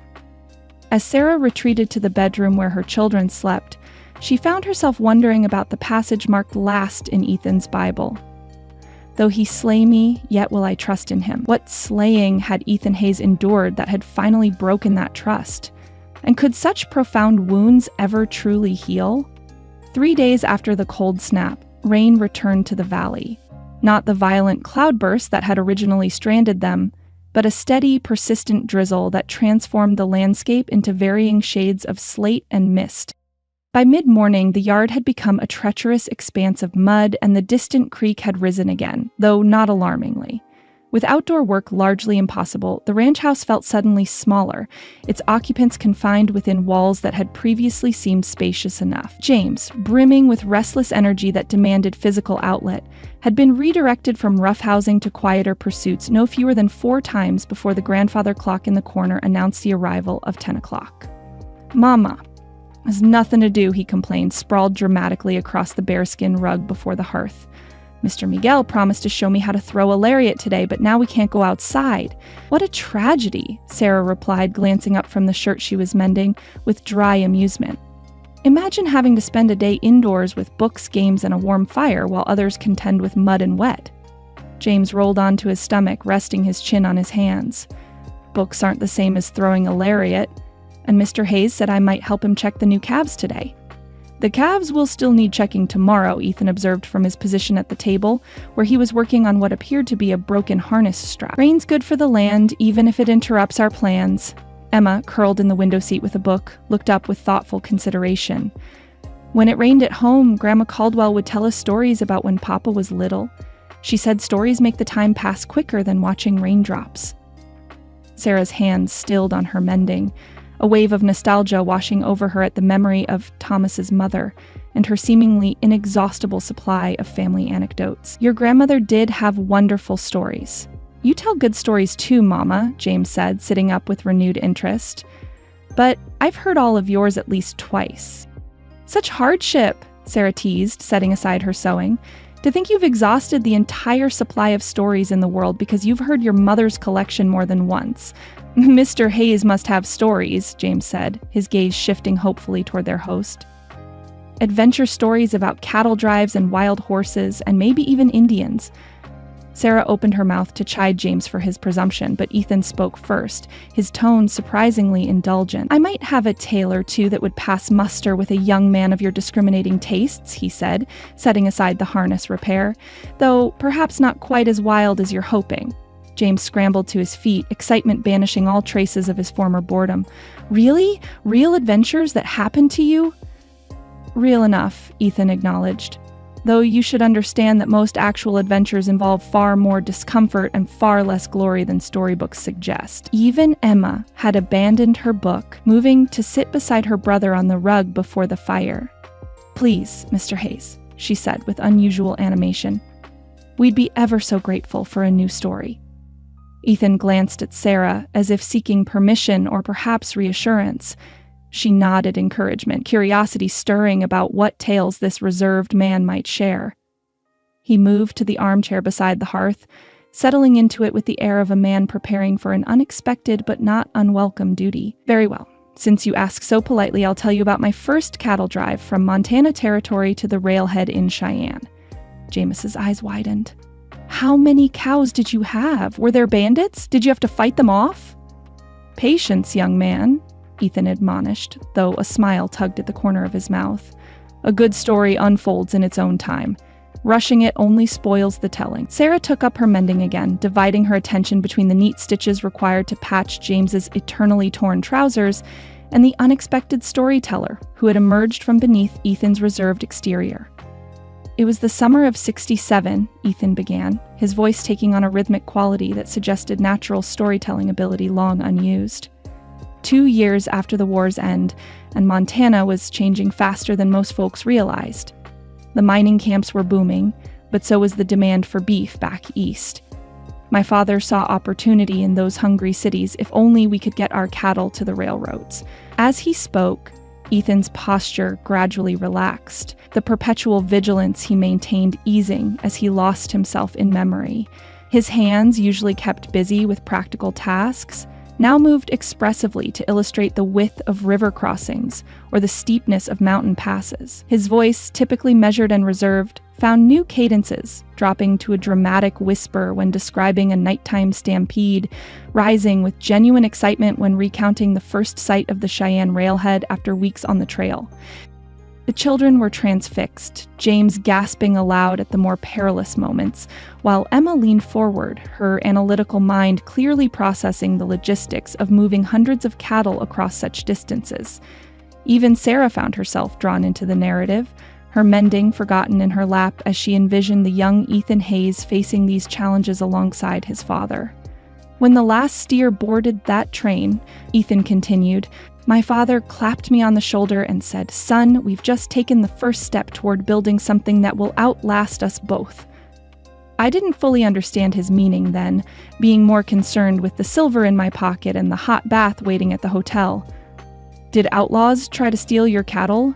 James interrupted, clearly hoping for bloodshed and heroics. Ethan's mouth quirked with amusement. The most dangerous outlaws we encountered were mosquitoes with an unnatural taste for Hayes blood, and one particularly determined badger that objected to our campsite choice. James's disappointment was palpable, drawing a laugh from Sarah before she could suppress it. Ethan caught her eye, a shared moment of adult understanding passing between them over the children's heads. However, he continued, refocusing on James, there was the night we nearly lost the entire herd crossing the Powder River. From there, the story evolved into a genuinely suspenseful account of a dangerous river crossing during unexpected high water. Ethan described the thundering current, the panic of cattle fighting against the pull of the water, and the desperate efforts of men on horseback to prevent disaster. By the time he reached the moment when his own mount lost footing and plunged him into the churning river, even Sarah found herself holding her breath, despite knowing the obvious outcome. The storyteller had clearly survived to tell the tale. "How did you escape?" Emma asked, her usual composure forgotten in the grip of the narrative. "My father," Ethan replied simply. "He saw me go under, rode downstream and was waiting when the current finally pushed me toward the bank, caught me by the collar like a half-drowned puppy and hauled me onto his horse." The memory brought a softness to his expression that Sarah had rarely glimpsed. He never spoke of it afterward, never mentioned my foolishness in choosing the wrong crossing point, or the fact that he'd risked his own life to save mine. Simply said, "Next time, watch the water before you commit the herd." That was his way. "Your father sounds very brave," James said with reverence. "He was," Ethan agreed. "Brave and stubborn and wiser than I understood until long after he was gone." Something in his tone, a blend of pride and regret, resonated deeply with Sarah. How often had she reconsidered her own father's wisdom only after life had taught her its value through hard experience? "Another story, please," James requested, scooting closer to Ethan's chair. The afternoon unfolded in a tapestry of tales. Some from Ethan's experience, others clearly passed down through generations of Hayes storytellers. He described cattle that demonstrated personalities as distinct as humans, horses that seemed to reason better than their riders, and landscapes so vast they humbled even the proudest men who traversed them. As dusk approached, Sarah noticed James's eyelids growing heavy despite his determined efforts to remain awake for just one more story. Even Emma's posture had relaxed, her head occasionally drooping before she caught herself. "I believe we've worn out our audience," Sarah observed softly, setting aside her long-completed mending. Ethan glanced at the children, seeming startled to find them half asleep at his feet. "So we have," he acknowledged, his voice holding a note of surprise, as if he too had been transported beyond awareness of passing time. "Perhaps they should rest before dinner." "An excellent suggestion," Sarah agreed. "Emma, James, why don't you lie down for a short while? I'll wake you when the meal is ready." With token protests but evident exhaustion, The children allowed themselves to be guided to the bedroom. Within minutes of their heads touching pillows, both had surrendered to sleep, the excitement of the day's storytelling having depleted their reserves more thoroughly than physical exertion might have done. When Sarah returned to the main room, she found Ethan still seated by the fire, his expression distant, as if part of him remained with the memories he'd shared. "Thank you," she said, reclaiming her chair. "You have quite a gift for storytelling." "I haven't seen James so captivated since his father last read to him." Ethan's gaze returned from whatever distant vista had claimed it. "My father was the true storyteller. I've merely borrowed his talent for the afternoon." "You do him credit," Sarah replied. "The children will remember this day long after they've forgotten the rain that caused it." A comfortable silence settled between them, punctuated only by the gentle patter of rain against the windows and the occasional pop from the fire. Outside, daylight was fading, though the heavy clouds made it difficult to gauge the exact hour. "What about you?" Ethan asked suddenly. "Surely you have stories of your own from before the children were born." The question caught Sarah by surprise, not because of its content, but because it represented one of the few times Ethan had actively sought information about her past, rather than simply responding to what she volunteered. "Nothing so adventurous as river crossings or cattle drives," she demurred. "Just an ordinary childhood on an Illinois farm. I doubt anything about you could be described as ordinary, Mrs. Caldwell," Ethan said, the unexpected compliment warming his voice. "And ordinary lives often contain the most meaningful stories." The gentle encouragement in his tone drew from Sarah memories long tucked away. Of summer evenings catching fireflies in mason jars with her sisters, of her father teaching her to guide a plow horse when her hands could barely span the reins, of her mother's prize-winning preserves that traveled all the way to the state fair in Springfield. As she shared these glimpses of her earlier life, Sarah found herself relaxing into the pleasure of remembrance. These weren't the carefully curated anecdotes she typically shared with the children, designed to instruct or preserve family history, but rather the small, meaningful moments that had shaped her understanding of the world. She described the lightning storm that had struck the old oak tree beside their spring house, setting it ablaze despite the pouring rain, an elemental contradiction that had fascinated her 12-year-old self. She recalled the traveling peddler who visited each spring, his wagon a treasure trove of exotic goods from distant cities and mysterious tales from his winter journeys. Most precious of all, she shared the memory of her grandmother's hands guiding hers through the mysteries of bread making, not just the ingredients and techniques, but the intuitive understanding of when dough had been kneaded enough, when the rise was perfect, when the loaf had achieved its ideal golden crust. She said you could tell everything important about a person by the way they made bread, Sarah concluded with a smile. Patient or hurried, generous or stingy, careful or careless, it all shows in the loaf. "And what does your bread reveal about you?" Ethan asked, his genuine interest evident in the way he leaned slightly forward in his chair. Sarah considered the question with unexpected seriousness. "I suppose it would show that I value tradition, but aren't bound by it. That I believe in foundation, but welcome improvisation when circumstances demand it." She laughed softly at her own analysis. "Or perhaps it simply shows that I'm a practical woman who knows good bread is worth the effort it requires." "All equally valuable insights," Ethan observed with the ghost of a smile. The conversation meandered like a stream finding its natural course, each story leading to another by association rather than design. As the room darkened further, Sarah lit the lamps, their golden glow creating an intimate circle that seemed to exist outside the ordinary boundaries of time. Ethan, initially reserved in his responses, gradually began to reciprocate with stories of his own childhood. Memories of his mother's garden remedies for every ailment imaginable, of his father's absolute conviction that the Montana Territory held opportunities no eastern state could match, of the family's arduous journey west when he was barely old enough to remember anything beyond impression and emotion. "My father was a visionary in his way," Ethan said, gazing into the fire as if it might reveal the man he described. He saw this valley when it was nothing but unclaimed wilderness and envisioned the ranch it could become, not just a means to survive, but a legacy to build upon. "He succeeded admirably," Sarah observed. "Evergreen Ranch is a testament to his vision." And his stubbornness, Ethan added with a wry smile. The first winter nearly broke them. Game was scarce, supplies running low. Mother told me years later that she'd begun to believe they would die here, their bones discovered by the next foolhardy settlers to venture into this valley.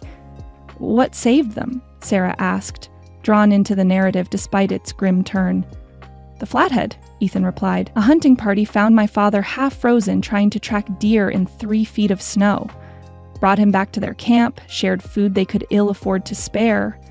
When the weather broke, they helped him return to my mother with enough provisions to see them through until spring. The revelation surprised Sarah, given the prevailing attitudes toward Native peoples she'd encountered throughout their journey west. Your father must have been remarkable to earn such trust. He was, Ethan agreed. Though he'd have said the remarkable quality belonged to the Flathead, he never forgot that debt. Made certain I understood that a man's character isn't determined by the color of his skin or the language of his prayers. As he spoke, the firelight sculpted his features, emphasizing the strength of his jawline and the intelligence in his eyes. Sarah found herself wondering how different his life might have been had the war not intervened. Had his parents lived to see him fully grown into the man they'd raised him to become. Only when the grandfather clock chimed the hour did they realize how long they'd been talking, exchanging stories and memories like old friends rather than chance-met travelers. The children still slept soundly, dinner was long overdue, and the rain continued its gentle percussion against the roof. I should wake the children, Sarah said, reluctant to break the spell of their conversation, yet aware of practical necessities. Let them sleep, Ethan suggested. They've had excitement enough for one day. We can eat later or simply have a hearty breakfast in the morning. The casual use of we, the easy inclusion of her family in his planning, did not escape Sarah's notice. In just over a week, something fundamental had shifted in their relationship. The reluctant host and grateful guests had become something less defined, yet more connected. Not quite friends, but no longer strangers bound only by circumstance. Thank you for sharing your stories, Sarah said, rising from her chair. It's been a gift to see the valley through your family's eyes. Thank you for listening, Ethan replied, his voice carrying a warmth that had been absent during their first days together. It's been longer than I realized since I spoke of these things. Their eyes met across the firelit room, understanding passing between them without need for further words. Whatever tomorrow might bring, whether continued rain or clearing skies, whether progress toward parting or deepening connection, this day had altered something between them in ways neither had anticipated when morning dawned. As Sarah moved toward the kitchen to prepare a light supper for when the children woke, she found herself humming softly, a habit from happier days that had fallen silent during the difficult months following Thomas's death. The tune, half remembered from childhood, seemed to belong to this unexpected interlude in their journey, this unanticipated sanctuary where stories bridged the distances between separate lives and separate hearts. Chapter 4. Tender Shoots. 2 weeks after the storm that had first stranded them at Evergreen Ranch, the creek that separated them from town had finally begun to recede, its muddy waters retreating inch by grudging inch from the swollen banks.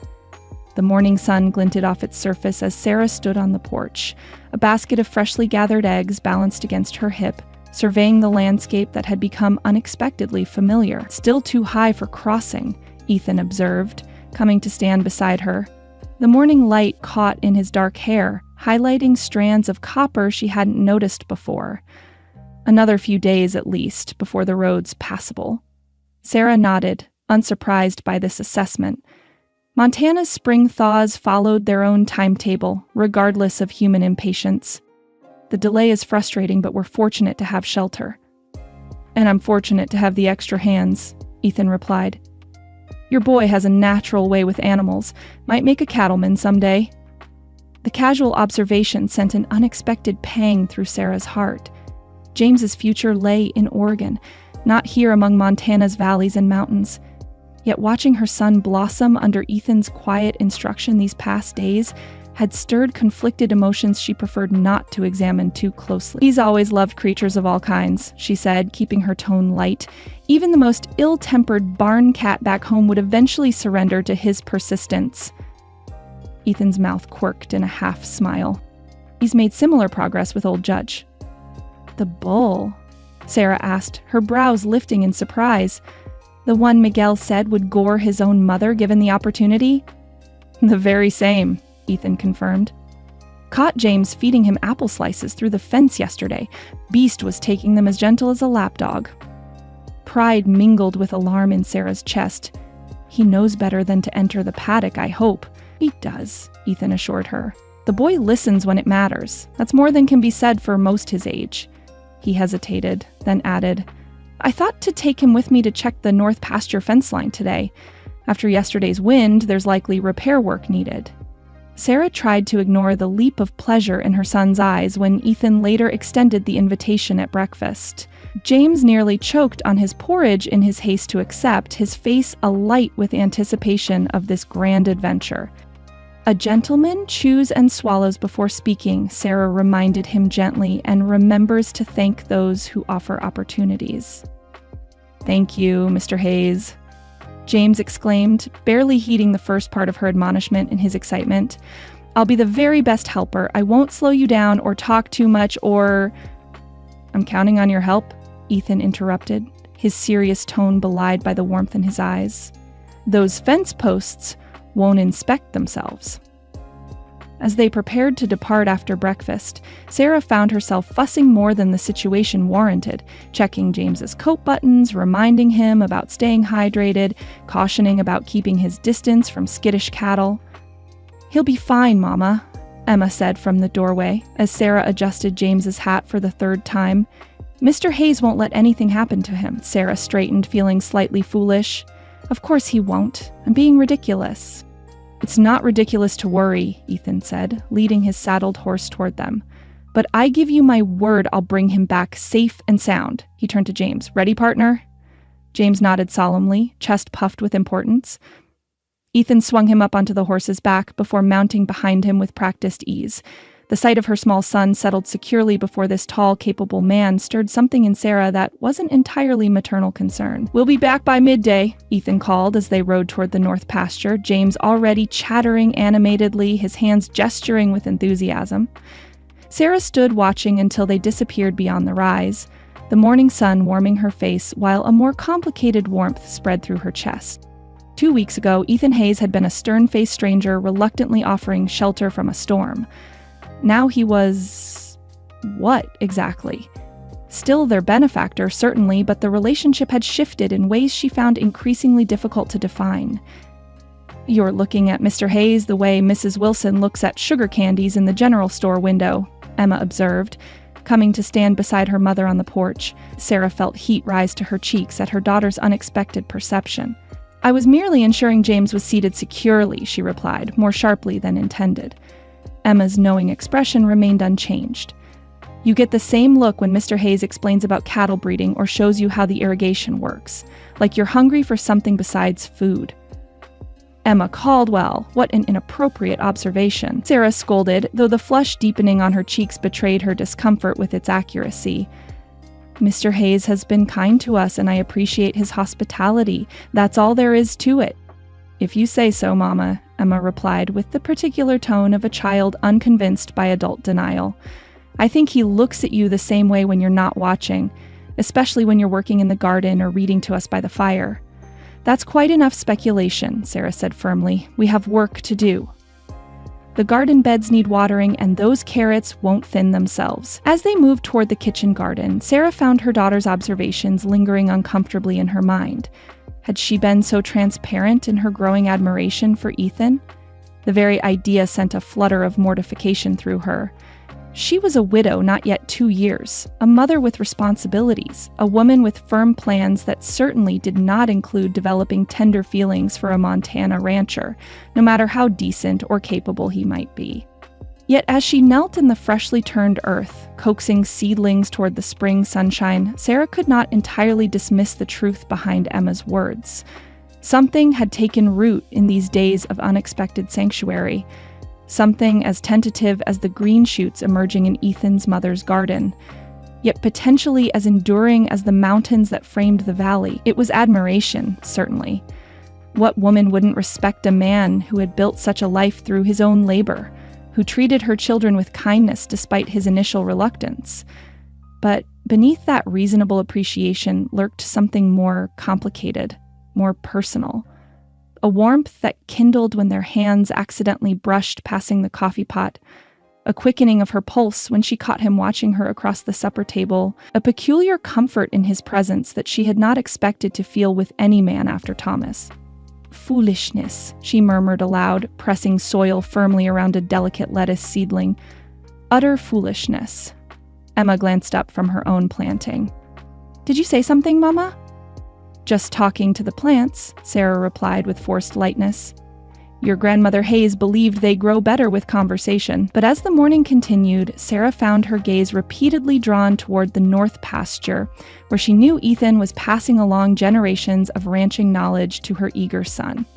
The sight that greeted her at midday, James perched proudly atop Ethan's shoulders as they returned, both laughing at some shared joke, tugged at something deep within her heart, some longing she had believed buried alongside her husband. It was admiration, she insisted to herself as she waved a welcome from the garden. Nothing more significant, nothing that would complicate their eventual departure, nothing that would survive their separation when the creek finally allowed them to continue their journey. Yet even as she mentally repeated these reassurances, Sarah knew that such feelings, like the tender shoots now emerging in the garden, had a way of defying expectations once granted suitable soil in which to grow. Late Thursday afternoon found Sarah kneading bread dough with particular vigor, working through thoughts she preferred not to articulate even to herself. The rhythmic motion, press, fold, turn, repeat, had always soothed her troubled mind, and today's concerns certainly qualified for such therapy. The creek's continued recession meant they would likely be able to travel within days. Their wagon axle still required replacement, but Ethan had assured her that once the road became passable, he would accompany her to town to arrange repairs. The very fact that this news brought a complex mixture of relief and regret troubled her more than she cared to admit. Through the open kitchen window came the sound of hoofbeats approaching, not the familiar cadence of Ethan's mount returning from the south pasture, but a different horse with a lighter step. Sarah wiped flour from her hands and moved to the doorway just as a lean, gray-haired man on a chestnut mare reined to a stop before the house. The stranger's clerical collar identified him before introductions could be made, though his well-worn riding clothes and trail-dusted boots spoke more of frontier practicality than ecclesiastical formality. "Good afternoon, ma'am," he called cheerfully, dismounting with the ease of a man accustomed to traveling long distances on horseback. "I'm Reverend Thomas, making my monthly circuit. Is Ethan about?" "He's checking the herd in the south pasture," Sarah replied, stepping onto the porch. "I'm Sarah Caldwell. My children and I are sheltering here temporarily while our wagon undergoes repairs." The minister's eyebrows rose in undisguised surprise. "Is that so? Well, bless my soul." He approached with hand extended, his weathered face creasing in a warm smile. "Delighted to meet you, Mrs. Caldwell. I must say, finding guests at Evergreen Ranch is unexpected as snow in August. Our friend Ethan typically values his solitude rather zealously." Sarah shook his offered hand, recognizing genuine pleasure beneath his teasing tone. "The storm washed out the creek crossing and broke our wagon axle. Mr. Hayes has been most generous, offering shelter until repairs can be made." Has he indeed? Reverend Thomas's expression suggested he found this information both interesting and significant. The Lord works in mysterious ways, especially when they involve flash floods and broken axles, it seems. Before Sarah could respond to this cryptic observation, Emma and James appeared from the direction of the garden, curiosity drawing them to investigate the visitor. James carried a small wooden horse, evidence of his recent play in the shade of the apple trees. "My children," Sarah explained as they approached. "Emma and James, this is Reverend Thomas." "A pleasure to meet you both," the minister said, his kind eyes taking in their healthy appearance and comfortable manner. "You appear to have settled in well at Evergreen." "Mr. Hayes is teaching me about horses and cattle," James announced proudly, "and Mama and Emma fixed up the garden that used to belong to his mama." Did they now? Reverend Thomas glanced toward the kitchen garden, where neat rows of spring plantings now stood in what had previously been a tangle of weeds. I'd say that's an improvement Eliza Hayes would heartily approve of were she here to see it. You knew Mr. Hayes's mother? Emma asked, her natural curiosity overcoming her usual reserve with strangers. Indeed I did, young lady. A remarkable woman with the greenest thumb in 3 counties and enough determination to move mountains if they displeased her. He smiled at the memory. I see something of that same quality in your mother's garden restoration. Sarah felt a flush rise to her cheeks at this comparison. It was the least we could do to repay Mr. Hayes's hospitality. The creak of the gate announced Ethan's return, his tall figure silhouetted against the afternoon sun as he approached from the barn. Recognition, followed by something more complicated, crossed his features as he spotted their visitor. Reverend, he acknowledged with a nod that was respectful, if not entirely welcoming. Didn't expect to see you before next week's regular circuit. The Lord suggested I might adjust my schedule, Reverend Thomas replied with good-natured equanimity. Or perhaps it was Mrs. Peterson's rheumatism that suggested it. She was particularly eager for a pastoral visit, and once I'd traveled that far east, it seemed sensible to continue the full circuit. Ethan's posture remained guarded, though his tone stayed cordial. You're welcome to water your horse and rest a while before continuing on. Much appreciated, the minister replied, handing his reins to James, who beamed at being entrusted with such an important task. The boy seems at home with horses, he observed, as James led the mare toward the water trough with exaggerated care. He's a quick study, Ethan acknowledged, genuine approval warming his voice. The change in his tone when speaking of James did not escape the minister's notice, nor did the uncharacteristic softness in his expression. Children have a way of brightening even the most steadfast bachelor's domain, he observed mildly. Rather like spring flowers after a long winter. Sarah busied herself preparing coffee, sensing the undercurrents in this exchange without fully understanding their significance. The relationship between Ethan and the minister obviously had history beyond the usual connection between parishioner and pastor. Once they were seated around the kitchen table with steaming cups before them, Reverend Thomas turned to Sarah with a more formal air. Mrs. Caldwell, I'd be remiss in my duties if I didn't extend an invitation to Easter services this coming Sunday. The congregation at Promise Creek isn't large, but we're a welcoming community. That's very kind, Sarah responded, genuine pleasure warming her voice. We would be delighted to attend, assuming the creek crossing is passable by then. The water level should allow safe passage by Saturday if this weather holds, Ethan interjected, his eyes fixed on his coffee cup. I can escort you to town, though I'll likely need to return immediately to check on a heifer that's having trouble with her first calving.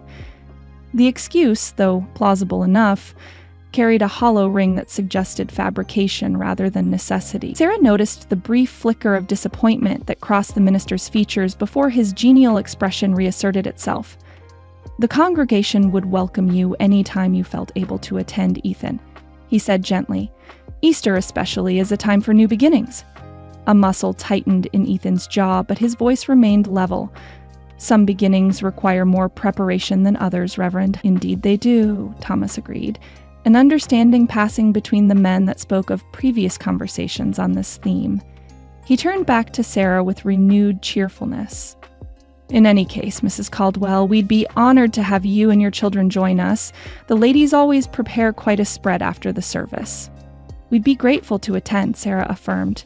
It's been some time since we've had the opportunity for proper worship. Our journey hasn't allowed for many Sunday services. Faith finds its expression in many settings beyond church walls, Reverend Thomas observed.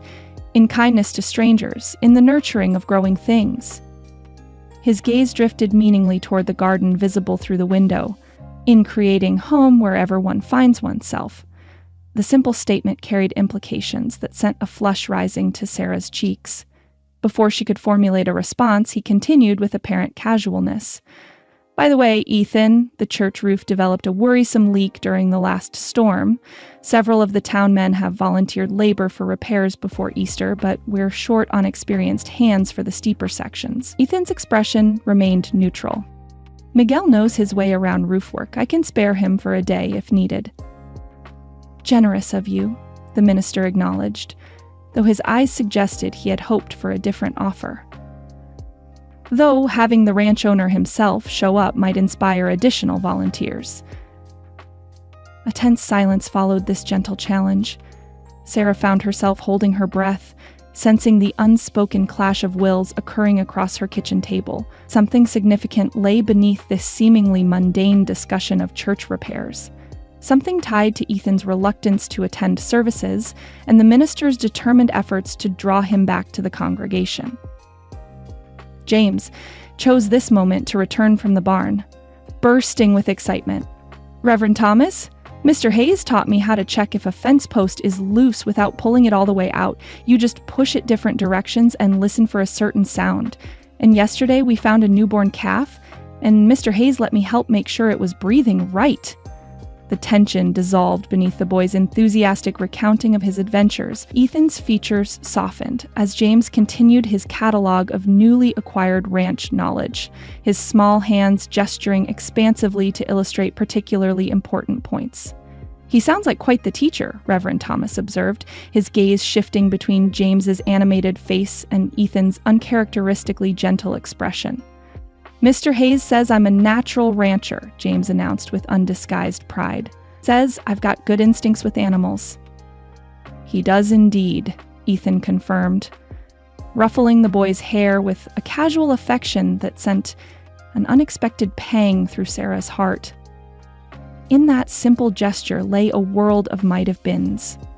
The father James had lost too soon, the family Ethan had never formed.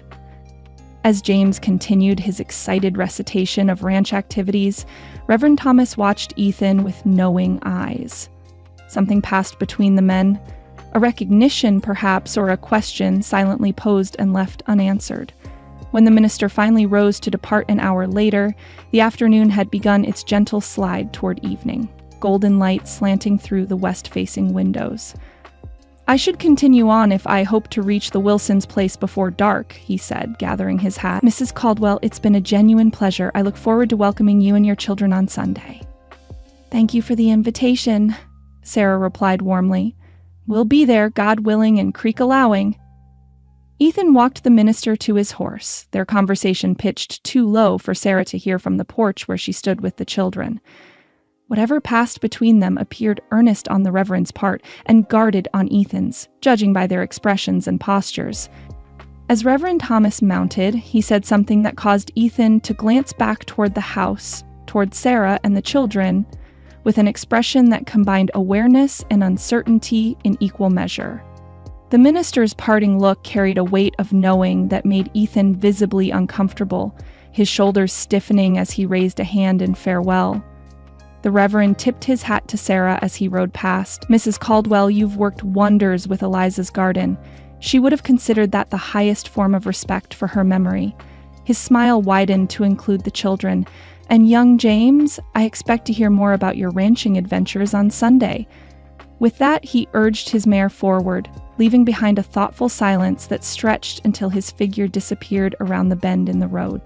"Nice man," Sarah observed as Ethan rejoined them on the porch. "He seems to know your family well." "He performed my parents' funeral services," Ethan replied, his voice neutral. "Been the circuit minister in these parts for nearly 15 years now."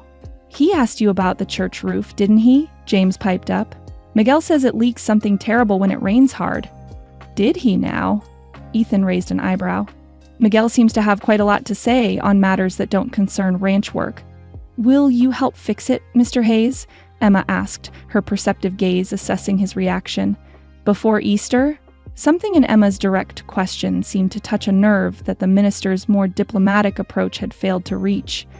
Ethan's expression softened slightly as he met her serious eyes.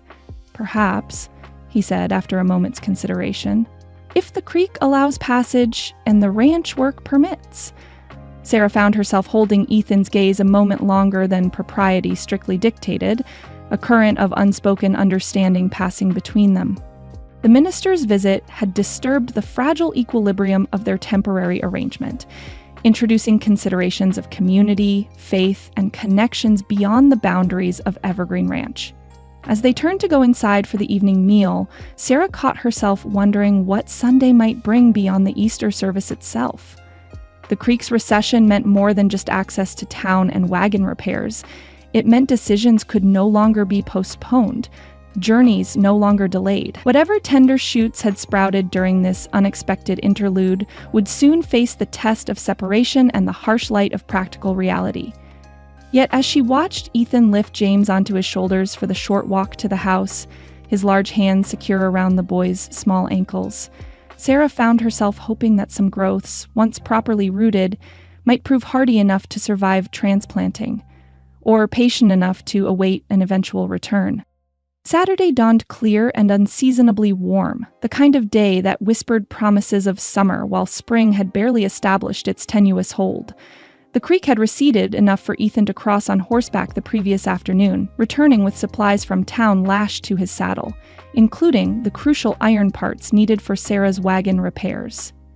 "We should be able to complete most of the work today," he announced at breakfast, passing the platter of hotcakes to Emma. "I've fashioned a new oak axle that just needs the metal fittings attached." Sarah felt an unexpected tightness in her chest at this news. The repaired wagon represented both liberation and separation, the ability to continue their journey westward, yet also the end of this unexpected sanctuary they'd found at Evergreen Ranch. "That's welcome news," she replied, keeping her tone light for the children's sake. "We've imposed on your hospitality far longer than anyone could have anticipated." "It's been no imposition," Ethan said, his eyes meeting hers briefly before returning to his plate. "Extra hands are always useful on a ranch this size." After breakfast, they walked together to the barn where Ethan had been crafting the replacement axle. Sarah had offered to assist, partly out of a desire to understand the repairs their wagon needed, but also from a less practical impulse, a wish to extend their companionship beyond the confines of shared meals and evening conversations. The barn's interior lay dappled with patches of sunlight filtering through gaps in the weathered boards, dust motes dancing in the golden beams. The sense of fresh-cut wood, leather, and hay created an aromatic tapestry that Sarah found oddly comforting. "It's a fine piece of craftsmanship," she observed, running her fingertips along the smooth curve of the oak axle Ethan had shaped. "You have a skilled hand with woodworking." "My father believed every rancher should master basic carpentry," Ethan replied, selecting tools from the workbench with methodical precision. "Said a man dependent on town craftsmen for every repair would soon find himself with empty pockets." Sarah smiled at the practical wisdom. "My father held similar views. He taught all his daughters basic repairs alongside my brothers. Said women alone on the frontier needed such knowledge even more than men did." "A forward-thinking man," Ethan commented, genuine approval in his voice. "Hold this steady, will you?" He positioned the iron fitting against the end of the axle, his hands measuring the alignment with careful attention. Sarah stepped closer, grasping the wooden shaft as directed.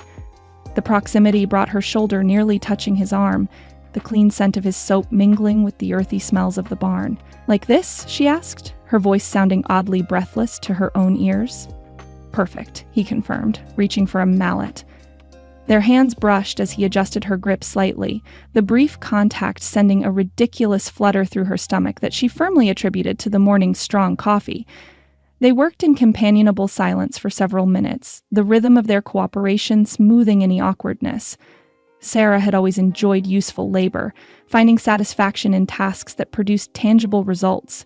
Watching the wagon parts gradually come together under their combined efforts brought a distinct pleasure, one made keener by sharing the work with capable hands. "What awaits you in Oregon?" Ethan asked suddenly, breaking the quiet as he tightened a bolt with careful precision. "Beyond your cousin's homestead, I mean." Sarah steadied the wood as he worked, considering her answer. "Martha writes that the settlement near them needs a teacher. I taught before my marriage, and it's a skill that travels well." She paused, then added, "The children need stability after so much upheaval. A small town where everyone knows their neighbors seems the safest choice for starting over." Ethan nodded, his expression thoughtful. "Teaching's honorable work. The children would benefit from having their mother shape young minds." "It's not what I would have chosen," Sarah admitted, surprising herself with her candor. "Thomas and I dreamed of our own land, a place the children could inherit someday. But circumstances narrowed our options considerably." Ethan's hands stilled on the axle. "Have you considered," he began, then stopped, seeming to reconsider his words. "That is, Montana Territory has good land available for homesteading, fertile soil, adequate rainfall in this valley. A woman of your capabilities wouldn't struggle to prove up a claim. The suggestion hung in the air between them, carrying implications neither seemed prepared to address directly. Sarah's heart performed an odd little stumble in her chest before resuming its normal rhythm. "I've limited funds for establishing a homestead," she replied carefully, "and 2 young children to consider. Teaching offers immediate security while I reassess our situation." "Of course," Ethan said quickly, returning his attention to the metal fitting with unnecessary focus. "It was merely an observation. The valley has been good to those willing to work the land, that's all." The conversation lapsed into silence again, though not the comfortable quiet of before. Something had shifted. A door briefly opened, then carefully closed again before either could step through it. They continued working, their hands occasionally meeting over tools or wagon parts. Each brief contact seemed charged with heightened awareness, creating moments when time itself appeared to suspend around them. Sarah found herself increasingly conscious of insignificant details, the precise shade of Ethan's eyes in the barn's filtered light, the small scar that curved along his left thumb, the careful gentleness of his calloused hands when passing her a delicate fitting. "You've done this before," Ethan observed as she competently held a brace while he secured it. "Most women of my acquaintance would consider axle repair beyond their sphere." Sarah smiled, grateful for the return to safer conversational ground. "Necessity expands one's sphere considerably. After Thomas died, I either learned to maintain our equipment or paid exorbitant sums to the local smithy. Pride is a luxury poverty quickly cures." A look of admiration crossed Ethan's features. "You're a remarkable woman, Sarah Caldwell." The simple statement, delivered without flourish or apparent intent, nonetheless warmed her more thoroughly than spring sunshine. Before she could formulate a response that wouldn't reveal too much of her pleasure at the compliment, the barn door swung open, admitting a stream of bright sunlight and the unmistakable silhouette of Clara Wilson.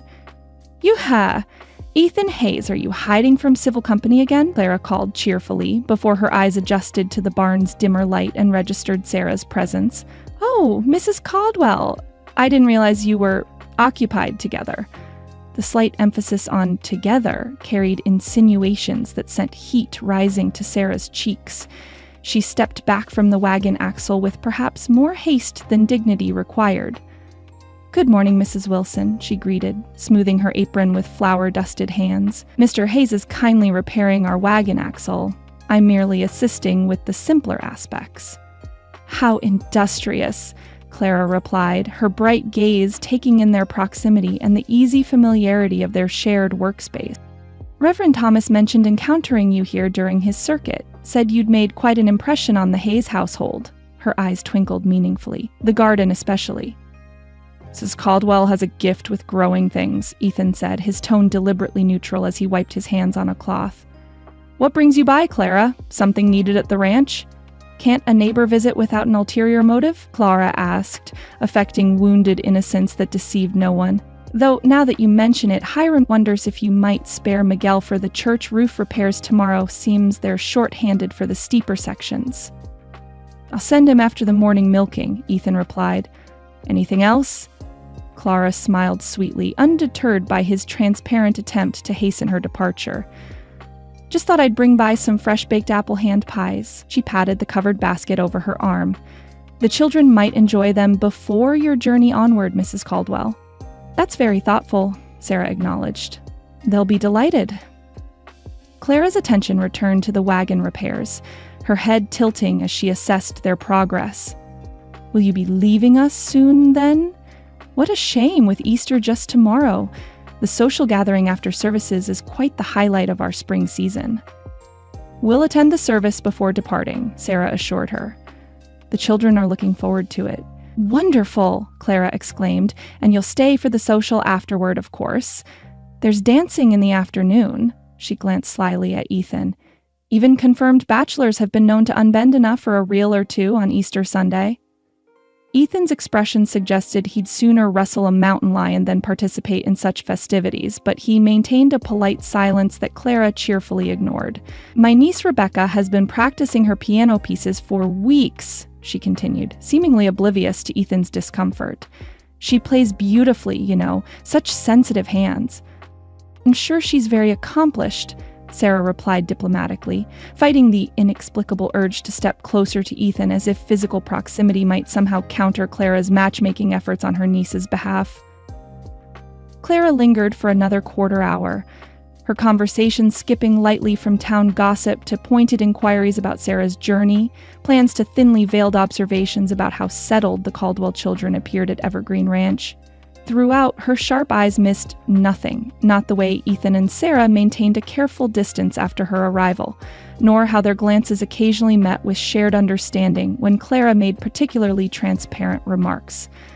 When she finally departed, leaving behind her basket of admittedly delicious-smelling pastries, the barn seemed both more spacious and oddly emptier without her vibrant presence. "Clara means well," Ethan said after a moment of silence, returning to the wagon axle with apparent relief, though her methods can be overwhelming. "She clearly cares about her neighbors," Sarah observed diplomatically. "And her niece." A grimace flickered across Ethan's features. "Rebecca's a pleasant enough young woman, deserves someone with more social graces than a rough-edged rancher can provide." The statement, delivered with matter-of-fact certainty, nonetheless carried undertones that stirred an unreasonable satisfaction in Sarah's breast.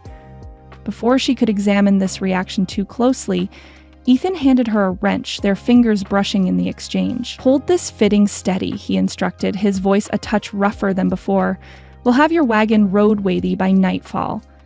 They resumed their work, the earlier, easy rhythm gradually returning. Yet something had changed in the atmosphere between them. Clara's visit had inadvertently highlighted possibilities and complications neither had fully acknowledged before. As the afternoon sun slanted golden through the barn doors, casting their intermingled shadows against the earthen floor, Sarah found herself working more slowly than strictly necessary, extending these shared hours of purposeful companionship. Each completed task brought them closer to separation, each repaired piece of the wagon representing another step toward parting. When their hands met over a handful of iron nails, neither pulled away immediately. For the span of several heartbeats, they remained connected by this simple touch, gazes locked in wordless communication neither seemed prepared to translate into speech.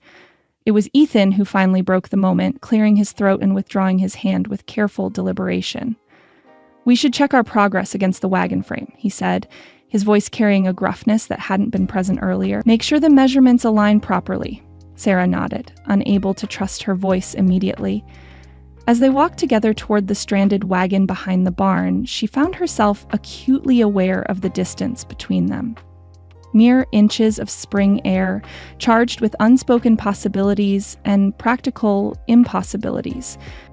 The repaired axle would soon carry her away from Evergreen Ranch, from this unexpected interlude in their westward journey, from the man who walked beside her with carefully measured steps. The knowledge settled in her chest with a weight that couldn't be entirely attributed to responsible maternal concern for their future.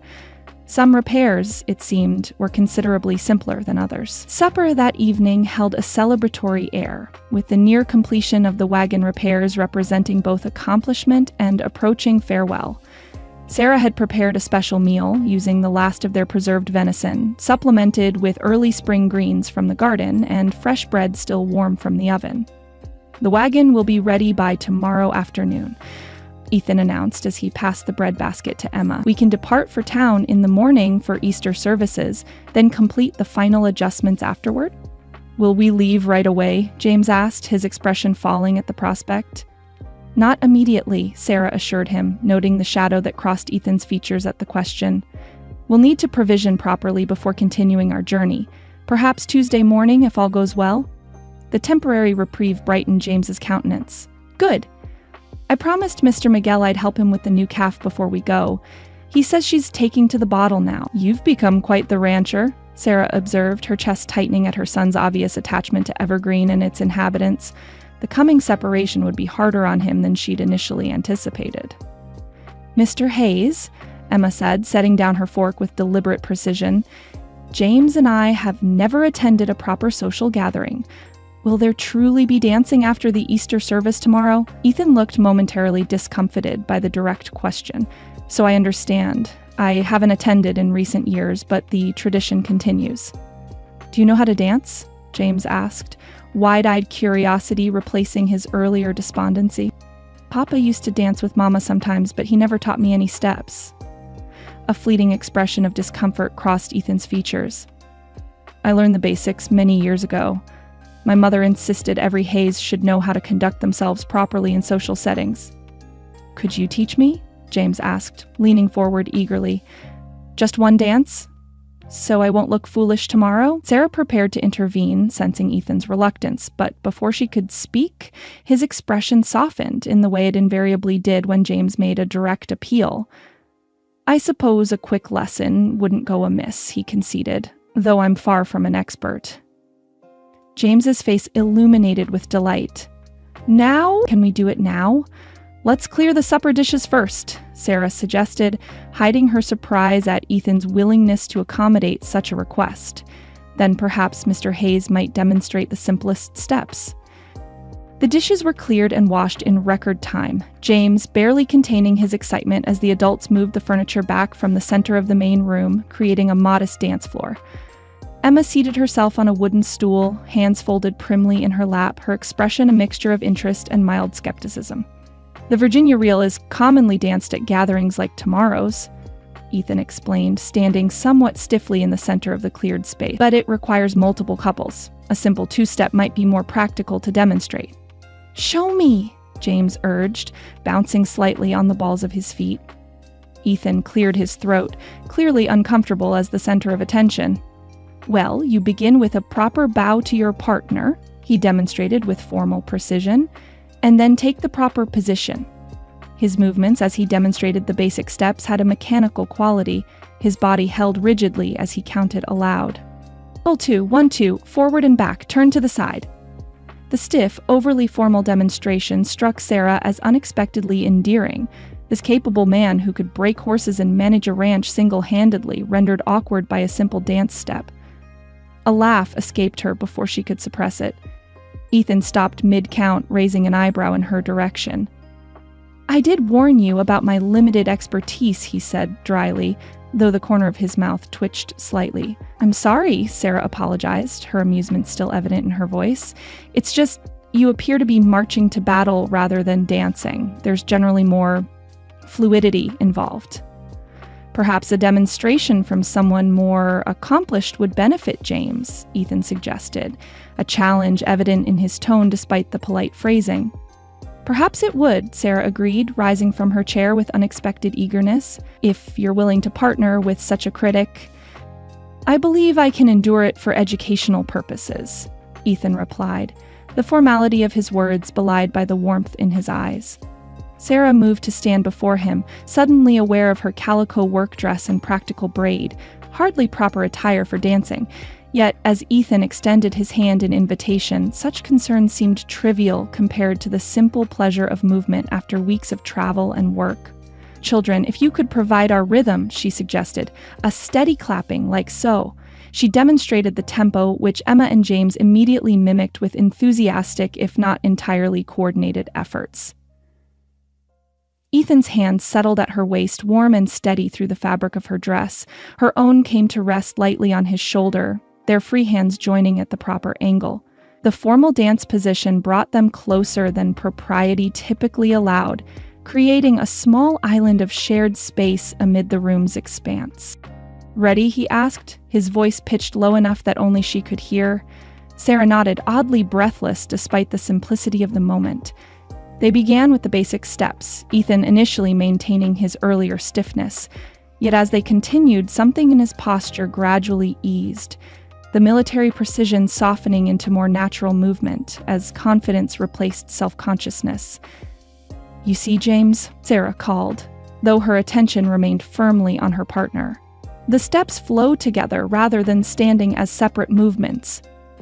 James and Emma continued their rhythmic clapping, adding an occasional encouraging comment that faded to background noise as Sarah found herself increasingly absorbed in the simple pleasure of the dance. Ethan's hand at her waist provided gentle guidance through the turns, his strength evident yet carefully measured. "You dance well for someone who claims limited expertise," she observed as they completed a particularly smooth sequence. "Perhaps the partner makes the difference," he replied, surprising her with the candor of the compliment. They moved together around the modest space, finding unexpected harmony in their matched steps.